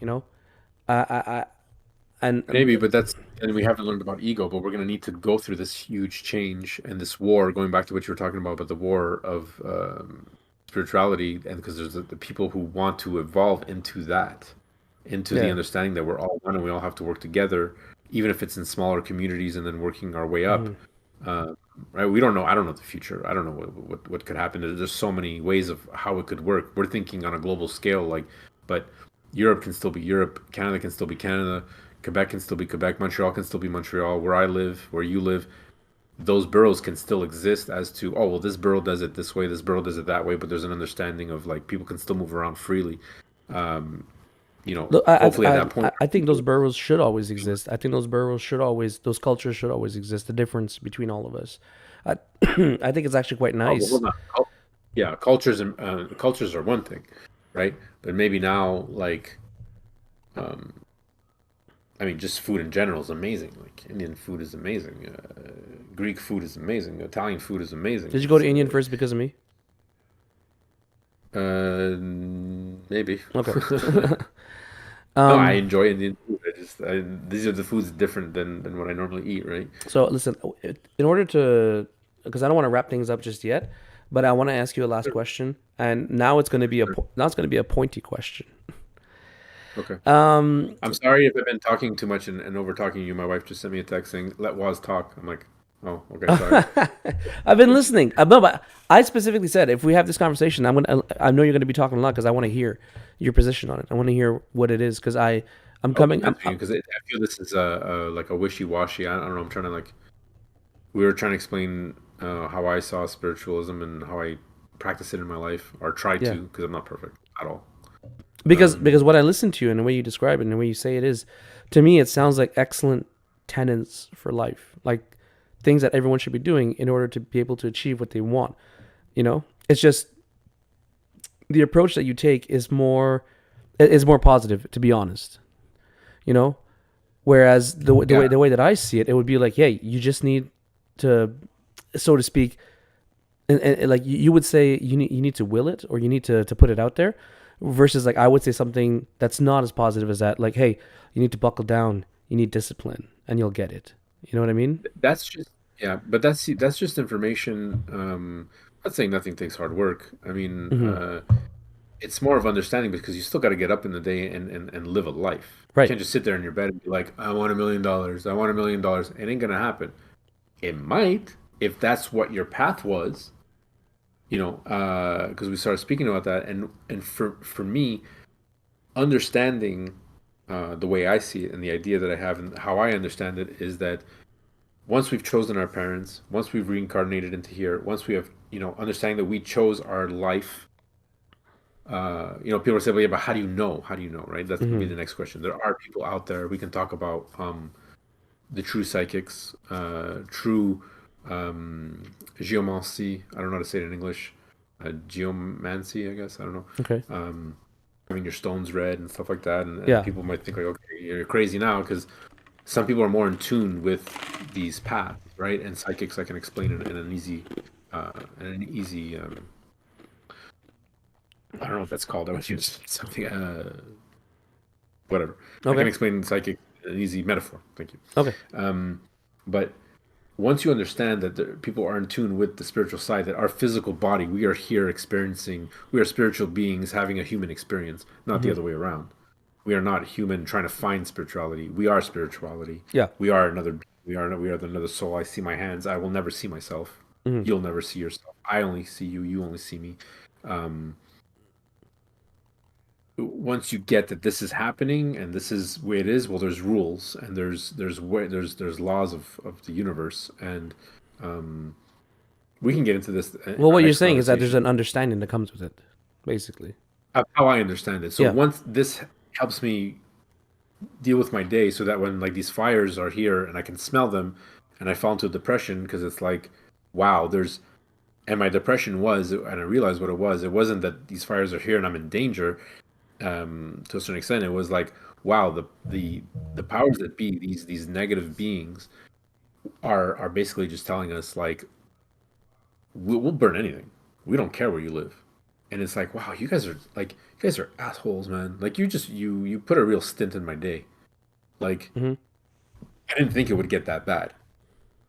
But clearly they're flexing on their power. So that really put me in a downer. And that was funny that video popped up. Yeah. Um, David Wilcock, because it put me back, like knocked me back into my place, and I needed to hear it. It was Hmm. just funny how it happened at that moment. How the Uh, universe is like, in that moment, he stop was being depressed. yeah. In that moment, he was your Chester. He pulled you out of a difficult time. You needed to hear what he Well, had to that's it. say. It was a kickstart to be like, no, no, no, no. You're focusing on the wrong thing here. Wake up, Hmm. because you got life to live, Yeah. and you got things to do, and you can't be depressed. I mean, you have a wife, you have family. Hmm. It's not about you. It's about everybody. Don't forget that. It's like, oh yeah, okay. That's why I'm not perfect. I'm not like everyone struggles with this every day. We just if we start seeing this stuff, it just makes it a lot easier. I'm not saying you're not gonna have down days, but it's just easier to get out of it. And at work at one point, not this work, the other work, people were just they were calling me like the Yoda. They're like, "Why are you so zen about everything?" And I'm like, "Because I'm seeing everything that's happening around me, and I'm choosing not to interact with it. And I'm telling you guys, don't focus on that. Let's just focus on doing our work. Yeah. We'll be happy, and it'll be okay." And people are like, "Oh, but how are you not stressed?" I'm like, "Well, the situation sucks, but I can't do anything about it. So let's just go on. We're having a good time. Hmm. Our group.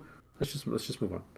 And then and that's how you see things. You start realizing when you let people um, talk and act around you, you become more like, instead of interacting with them, you're gonna miss stuff, and then you get wrapped up in the drama or the whatever, or the toxicity or the non-toxicity, and then Yeah. and you're gonna miss things. So But it sounds to me like a lot of what you're describing is simply the human experience. You know what I mean? Sort of, sort of. Okay, so yeah, that's okay. So that's it. That's what it sounds like a lot to me. So I want to get to the pointy questions because I don't want this to be too Yeah, go. long. So No, it's okay. the first thing I wanted to ask you, and I don't think this question would really have an answer, to be fair, because of the position that you're on here. But do you think, or can you fathom that there's a possibility that you might be wrong about some of this or any of it? Absolutely. That's why I mentioned in the beginning, like, it, I still, I have to also believe that it's not what I'm experiencing is, I'm gonna die and nothing, and that'll be it. It'll be dead. We'll be finished. I Hmm. cannot believe that because of the emotion of love. Hmm. Love is one of the strongest emotions, and as cheesy as that is, that's the highest emotion. And because we have that, and because we cannot explain that, you just know you have Yeah, love for something, but or yeah, but like for you know, instance, if you were to pass and there's in your experience there's nothing left, that doesn't most of mean it. that your love doesn't continue though. However, my understanding, like for instance, a person like I'm going to use some really cheesy examples here, but like a person like Gandhi or Martin Luther King and all these people, they're past, they're long gone, but their love still generates generations on, right? Is that what you're? Yeah, but we don't know, but they're gone to us because they left this realm. They're that physical form of that energy Mm, left this realm. So for us, they're gone, and their message either resonated with us or it didn't. But I'm still under the understanding. I'm still under like, I get it. I could be living my this life wrong, mm-hmm. and when I die, there's absolutely nothing. I'm willing to understand that that could be a possibility, and if someone can prove that to me, or have strong enough evidence to be like, no, no, no, this is what happens. Look, we've conducted a test where you've actually been dead for so long, you come back and there's nothing. But there's so many people that have had these experiences where they've passed and spoken and seen other beings.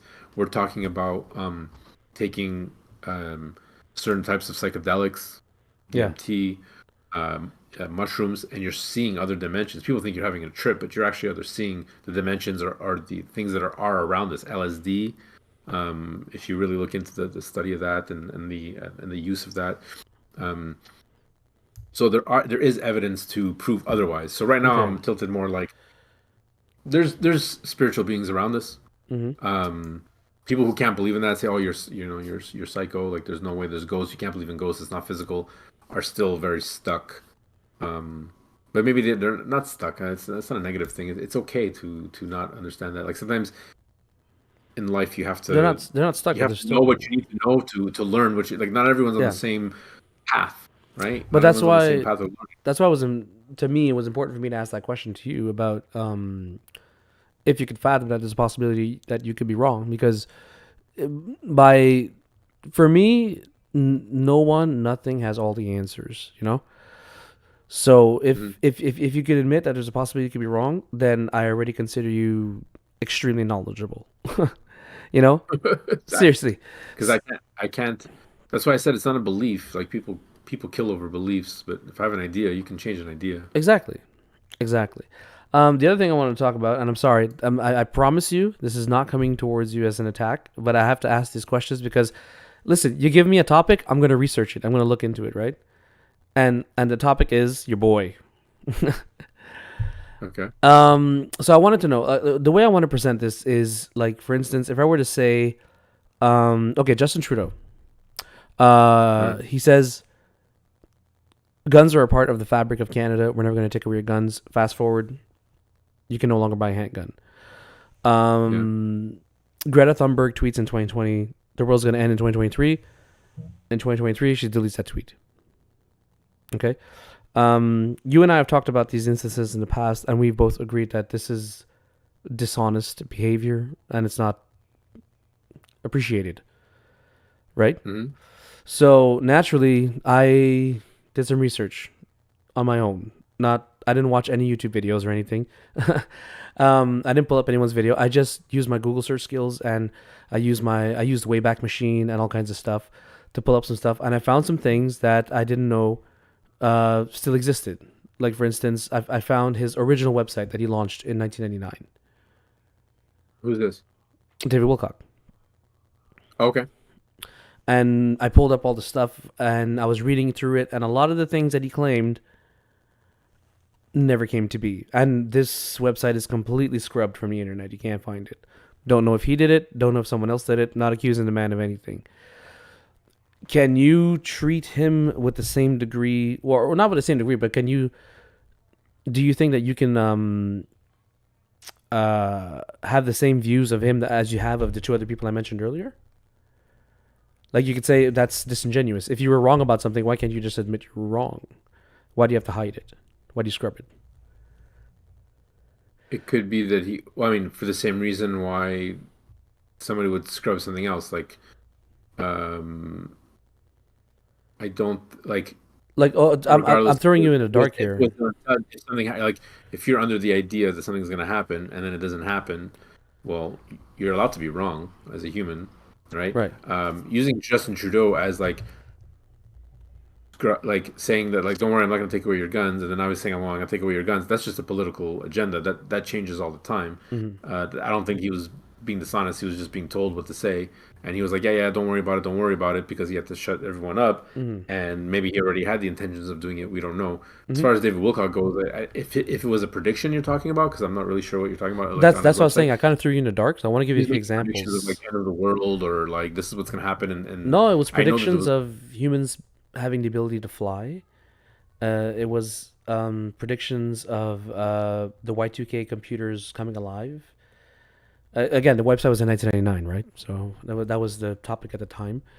It was Yeah, things like that. from what I understand of 1999, a lot of people um, took a lot of things out of context. Hmm. Like obviously, the biggest scare, the Y2K scare, Yeah, was computer engineers and and other engineers were scared because they didn't know what was going to happen to the computers because they only did a double digit date, correct. It would set right? So back to zero 99 turns to zero. 00. Yeah. So it's completely an IT nightmare. You don't know if servers are going to go down. You don't know how they're going to treat it. They're going to know if they see 00 as turn yourself off. They weren't sure. They never thought of it. So it was a genuine scare. They didn't know if planes were going to start falling out of the sky. Hmm. You can see into uh, certain futures. Uh, so it could have been that certain people were getting visions of certain things happening, but that reality didn't happen. We didn't speak about But not realities within our and different. realm, is what you're saying. Exactly. Okay. So it could be that things shift. It doesn't mean that they're wrong. Maybe they're wrong. You know, you can misinterpret stuff. It happens all the time. We read a book, two people see it a different way. I remember someone singing a song once, and they were saying, "Oh, I'm going to use the song for my wedding," and I'm like, "That's a very negative song. Why would you?" But I took it song to mean something completely different. So everyone's perspective is completely different, especially Yeah. when reading either older scriptures, having a vision, whatever. You can take it as a certain way. The Mayan calendar ended, Right. but so that's why people were like, "Oh, it's the end of the world. The Mayan calendar is ending." But the Mayan calendar wasn't ending for the end of the world. It was ending a cycle, and that's when we're starting our supposedly how David says it, our fourth cycle. And I'm still trying to like grasp that as well. I And think I looked that up in the past, and I believe we talked about it. I told you it was the precession of the equinox. mhm. It was something that I looked into. But anyways, yeah. Sorry. Go ahead. Yeah, 'cause he speaks about it in his no, sorry about it. I don't think um, I think it's totally different when you have someone trying to tell you or explain to you his what he thought was going to happen, you know, without trying to sell too many books, versus a politician or Greta Thunberg who was a complete joke. Um, I'm glad I didn't know about her tweet saying the world's going to end in 2023. She was probably saying that because of her higher up saying in 2023 we're going to have complete control of the world. So she was just upset about it. She had to delete it maybe because their plan is not going as the way they want it. That's Well, how I well, understand it. well, exactly. So so by that logic, you would put these people in the category of like negative entities or negative beings. Yeah, there's no good coming. You know, we saw that thing Hmm. on George Soros. So Yeah. it's interesting that we're not the only ones seeing this, Hmm. But if right? you, So but if I were to send you the link and you were to take a look at the Wayback Machine, and you can go from 1999 all the way to when he shut down the website, and read everything that he went through to see what he thought would happen and to see what actually transpired. Um, Do you think that you can view him in the same light? Because I because honestly because to I'm answer that only question, asking. I Yeah. would have to, yeah, no, but I'd have to see it. I'd have to see, like, if he's ranting and raving, like, No, no, no. um, Honestly, his stuff is not off the rails. His stuff is always backed by a type of science. To be honest, an understanding of science, an understanding of astrology to an extent. It's not him saying, oh, dude, we're gonna fly and we're gonna fuck shit up. No, no, no, that's not what he's doing at all. That's not what he yeah, said back then. It's not like that at all. Sorry, I apologize if I made it sound like that. Um, he's you know what? He's kind of like he reminds me. I talked to you about this guy before, Dr. Michio Kaku, who's a theoretical physicist, yeah, and I bought his book Physics of the Future, and he was explaining how um, in the book he's explaining technologies like what's going to make us invisible, what's going to be able to penetrate the core of the Earth and can basically turn to a Death Star. Like it all sounds like crazy shit, right? Like you're like that's eons away. We're not there yet. But when you read his book and you explain you listen, you see the way that he explains things, and the a theoretical physicist is to come up with theories, right? Not actually say what mhm, is, but what could be. And when you listen to the way he speaks and the way he breaks things down and explains how we could get there, you're like, holy shit, yeah, you're right. Um, Having technology to make us invisible is actually feasible given what we have today, not based off of the technology that we have today, but what we could accomplish. So the things that I'm mentioning, like the things that I found, like the humans flying and whatnot, he approached it in the same capacity. To be fair, you understand? He didn't approach it with like a tinfoil hat. To be honest, so okay. but It might have been a vision he had. It might have been a future that he saw that didn't come to fruition. yeah. I don't know. I wasn't aware of this. The reason why I'm asking that question is because I'm just asking, like, are you going to hold him up to the same standard that we'd hold other people up to? No, he's a human being like the rest of us. He just happens to be, um, or at least I believe he's being genuine with what he's saying. Mm-hmm. He could be totally wrong. There Mm-hmm. have been, he wasn't the first, and he um, won't be the last of certain people to make certain predictions or, you know, um, Yeah. of the future that didn't come true. There's a lot of Yeah. that happens, and you have to understand it. And I think that goes back to what I was trying. Excuse me. Yeah. I was trying to explain about um, metaphor of like how to explain a psychic, someone who has the ability to look into the future. Reading auras and whatnot. Yeah. You can say, um, you and I could be taking a walk in the woods, and we could be, walking together, and I'd be like, you know what? I'm just gonna take a rest. Why don't you go up on ahead? Let's take some walkie talkies to keep in communication. You go on ahead, and um, you get to the top of like maybe like a cliff or something, or like an edge, and you see a river, and there's a boat. Right? You radio in. You say, hey man, there's a boat. It's coming your way. It's about 10 minutes. Should get to you in about 10 minutes. I see the boat. It's coming. It's coming down the river to your location. Mm-hmm. Okay, so I go and I find this river, and I'm like, okay, cool. I see the river. Okay, no problem. I wait 10 minutes. I don't see no boat. I wait 12 minutes. I don't see no boat. It takes about 20 minutes. No matter how long it takes. It doesn't take 10. That's the point. Yeah. It takes like 30 minutes. And radio back, hey, you said it was gonna take 10 minutes. You're like, well, yeah, I calculated it. That speed or whatever. Let's say you could figure it out, whatever. Mm-hmm. It should have. But along the way, you saw the boat clearly. You saw that it was coming towards me. You weren't wrong at all. But what you didn't see was its path to get to me. So Okay. during that path, it might have stopped at a port, might have stopped for fishing, whatever. Something happened that boat took a little longer to get to. It's kind of like a psychic.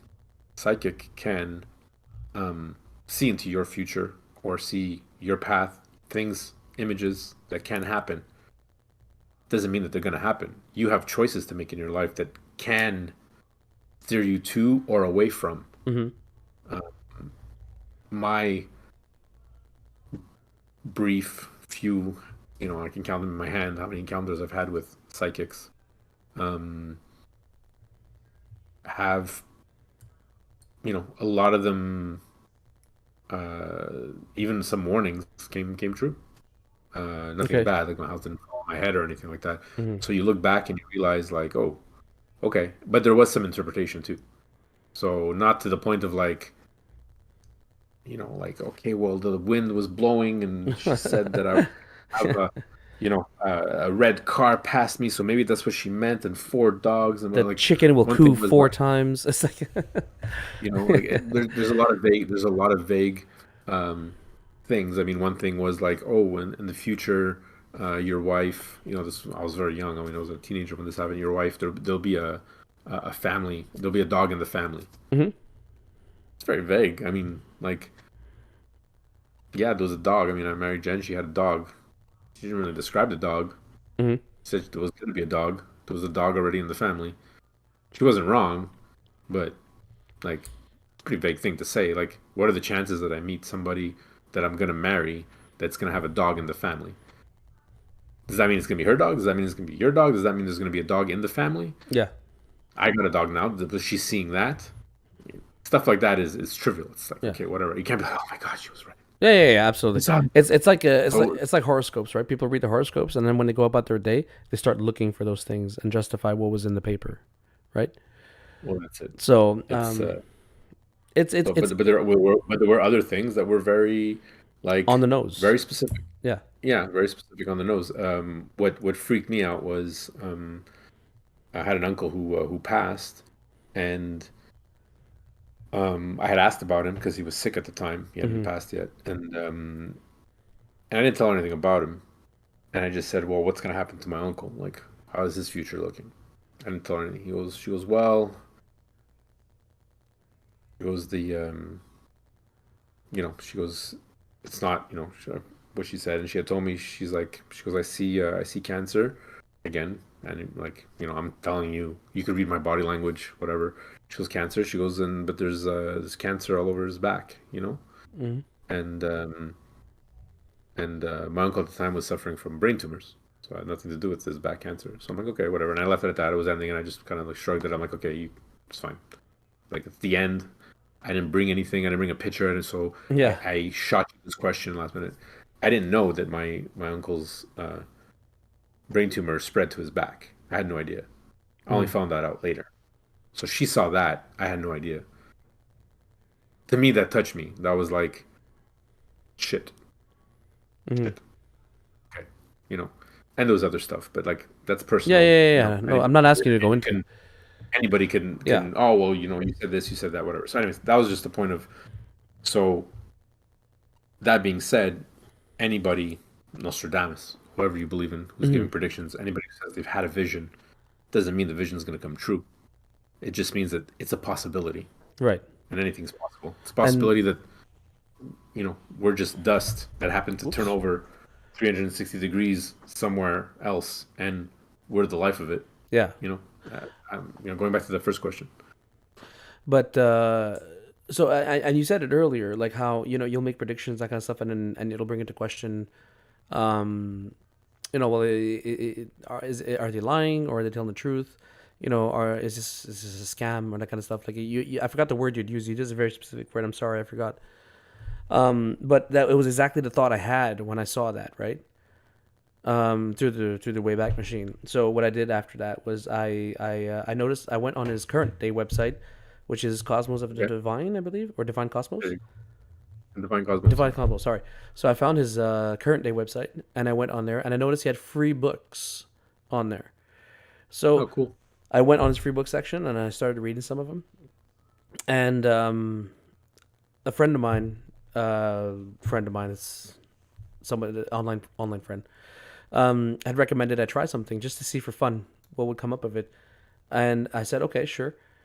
And there's a website basically where what you could do is it's called Duplicheck, Okay. and there's another one called Grammarly. I have Grammarly. Yeah. And what it does is it scours the internet. So you would copy the text and paste it in there, and it would scour the internet for plagiarisms. Okay. So I copied his books, I threw it in there. It's not that bad, honestly. You know, everything that I'd found linked back to his books, the majority of it.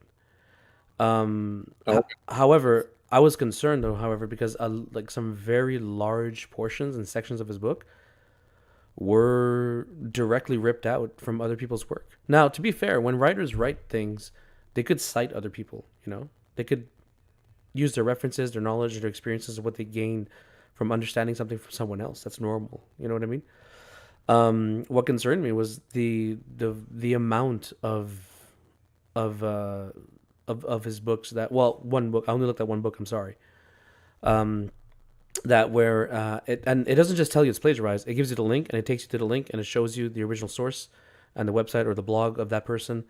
I looked at the date that it was posted versus the date that the book was published and that kind of stuff, and the blog came out first, and it's like it's word for word paragraphs. You know what I mean? Like it's a copy paste. So when I see things like that, it brings me into question. And again, these are things that I can share with you if you'd like.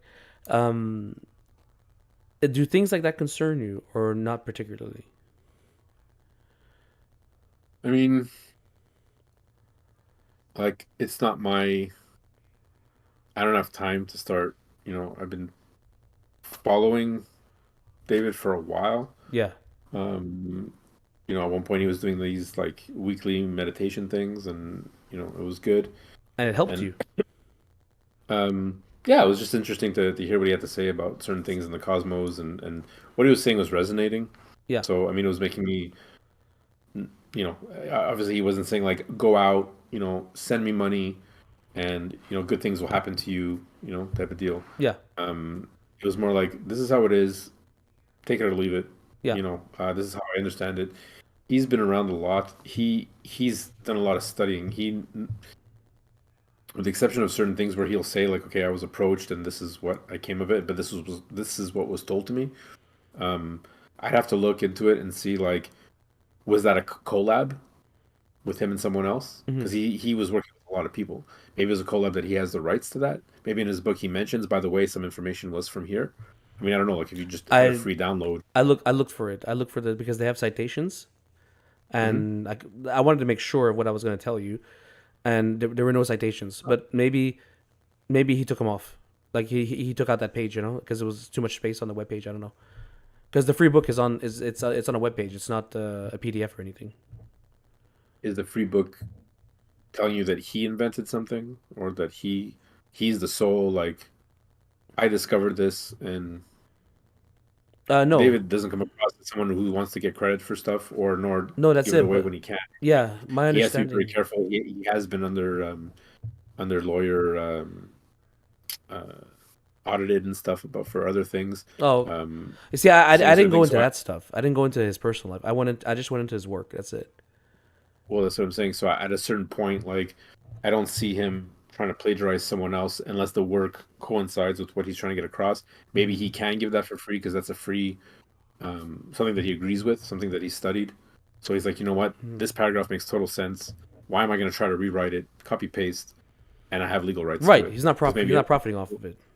well, that's it. So if it's something that he believe, well, especially if he's giving it for free, so at that point he's like, this is, I don't know. I No, couldn't but tell that's the you. thing. I don't think I don't know if it your doesn't change the way I. teachings exactly. I don't know if your teachings came from you consulting all that media that he had available. You know what I mean?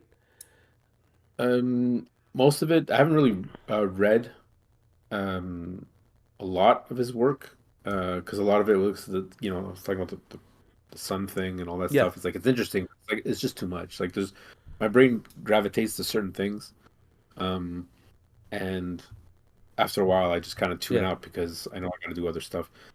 David is not my.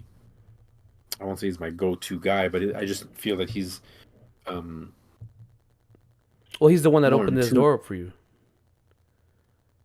I found him because my door was opening and I stumbled upon him. Yeah, that's it. He has opened doors for other things and other processes and other ways of thinking. Um, but my process is very very uh, scattered. I'm not like hmm one day I read a book, I enjoy it. Okay, let me see if I can practice it. Um, And like again, the this is me just asking questions. This is not me attacking the guy. I'm just curious because like remember like this was my first interaction with him, and I'm a bit of an asshole because when you ask me to dig into someone, yeah, I dig into them deep, and like I go that far. Like I'll check your work and shit. You know what I mean? I'll go for it. But the point, yeah, but the point is not to like. I'm not worried because it's not like, he in the background he's driving Lamborghinis and like living a California life and whatnot. Like Oh, but he's not. My he's understanding is that he lives up in the mountains. Yeah, he He's had to get away. He has veneers, his teeth, for how stressed he was for mhm. his legal battles that he ruined all his teeth, Yeah. apparently. Um, his last thing about him talking about a divorce, I don't know if he's with his wife anymore. So that's like, okay, that During my kind of research, I sucks. saw that his marriage didn't last very long. That's all, but that's all I know. I didn't. I'm not there to look into the guy's personal life. I don't give a shit. Well, that's it. So it's like until, the day he starts saying stuff that doesn't resonate with me, that's fine. I'm not saying he's the answer to all. It was just, Hmm. I just found it funny. I had sent you that video because I'm like, holy cow, everything he's saying after once he gets rolling, he Yeah. gets rolling. Yeah. So the Like I said, like shenanigans the that he gets, first 20 minutes, I had to skip. I was like, "All right, dude, you gotta I come on. We skipped got to too. get to I it." was just like, okay, dude. Like he warms up the crowd and then he goes, Yeah. like whatever, and then and yeah, that's it. I mean, I don't think it's gonna change my opinion unless he comes out. It turns out that he's a pedophile. Then it's like, okay, well then I can't support you, but I doubt it. You know, Hmm. Well, wait, but he whoa, hang on a second. I'm not saying I support pedophiles, but what I'm going to say is that, like, yes, you wouldn't support him anymore, but it doesn't change the fact that at the end of the day, the message that you received um, resonated with you. It just came through the wrong person. If that were a situation, right? Because I don't think it will shake your beliefs or the cores of what you believe, right? no, it would be like Because I'd have to your belief question what is not in I what would he definitely I would says. definitely I would yeah, but I would have to question what he would be saying. Like, okay, now this is like a theoretical situation, but I would have to question that because like pedophilia is like very very negative. It's very evil. So like if he was doing that and try to like say that we're all children of God and whatever, blah blah blah, and we're good and we are God and the universe is working because scientifically it works, but in the corner he's like touching kids. It's like I can't I can't be around that negativity. I can't be absorbing that type of negativity, Yeah, regardless if it's a positive message. but he's not the only It's like person. McDonald's burger is very delicious, but what are the chances that there's actually like A human parts in finger there? in there. Exactly. You know um, what I mean? Like no, but delicious, but it's no secret that in human history, people have appropriated something that's supposed to be positive and used it for their negative gains. Right. A very good example of that to me is like people trying to use political correctness or people trying to use oppression or racism and that kind of stuff. um, Anybody that's against racism is a great thing, but I feel like that's being weaponized nowadays by the incorrect people. You know what I mean? mm, So I mean that's what I'm saying. What I want to understand is that your core understanding of this entire experience that you're having, the spiritual experience, it's not based off of one person, right? no, of course not. This Okay, happened. I would say I was my mid-teens maybe or really? early teens. Yeah, my whole understanding, like getting, I think I was like between the ages of 14 and 16, Mm-hmm. and then experiences started happening to me shortly after that. There's a lot God of things that damn. happened to me. Like not happened to me like a crazy. Oh my God, I saw aliens and they came down and abducted me, and I remember. No, No, just but you're like like you mean like realizations came to light, you know? asking, just asking your guardian, just Oprah at one point, okay, before they turned her into a clone or whatever the hell she is now. Every Tuesday, her show, she went back and forth. She started from nothing. Oprah really started from nothing.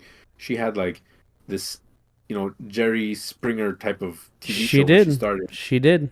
Yeah, Yeah. and she worked her way up and like such a great success story. And and at one point on her show, Tuesdays were spiritual days. Her show on Tuesday, obviously probably the lowest ratings. People don't tune in on a Tuesday or whatever it is.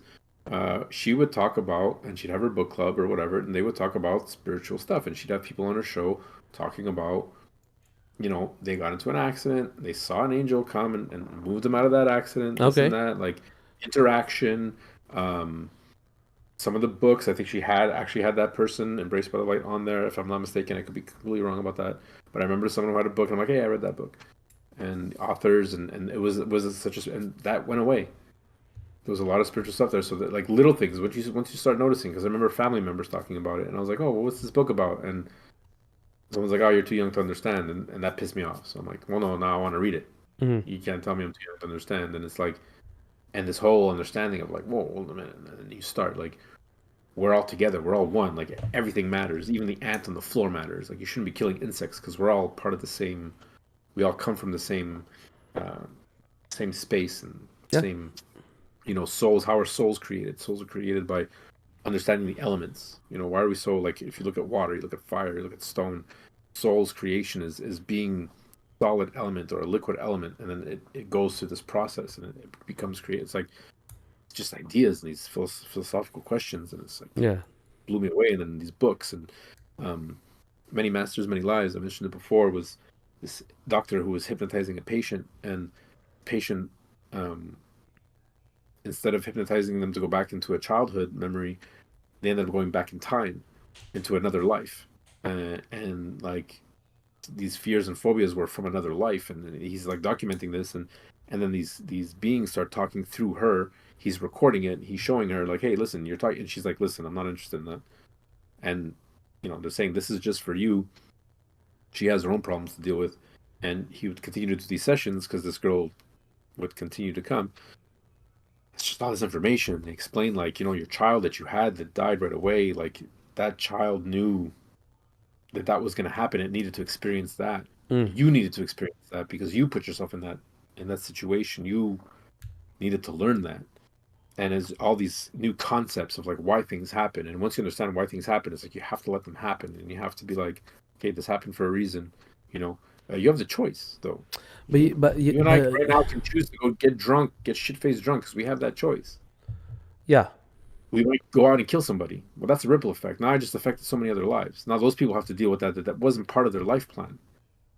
This is just an example. So Yeah. like life is not just like I'm gonna get. But once you start seeing stuff and understanding how, I'm not telling you this as if like once you understand this, it's just for me the experience. Once I started understanding how things were working the way I think that they're working, life just became that much more easier to a certain Hmm. extent. Like you just like you're no longer fighting the ship on the waves. You're gliding, and something comes up, and you're like, okay, turn around or go through it, or Hmm. and you try to deal with it. When you understand that everything's going to be okay at the end.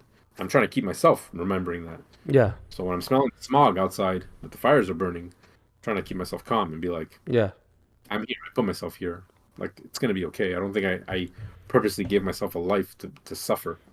Nobody does that, right? Right. Unless we're talking about karma, and I don't want to get into that. Like, Yeah. some people come into this world already suffering, but like that could be your karmic past. You kill somebody, it's not good. Hmm. You commit suicide, it's not good. You come back holding that. Yeah. Genghis Khan, bad guy. just A just reincarnation of. just a little bit. um, Anyway, to close this off, one last question. Let's make it a fun one. Let's see. Michelle Obama, man or woman? don't care. No, no, Don't man. care. Evidence would. I don't know. It's fun watching those videos of her dancing on Ellen and seeing that bulge, but it's like Yep. I that doesn't.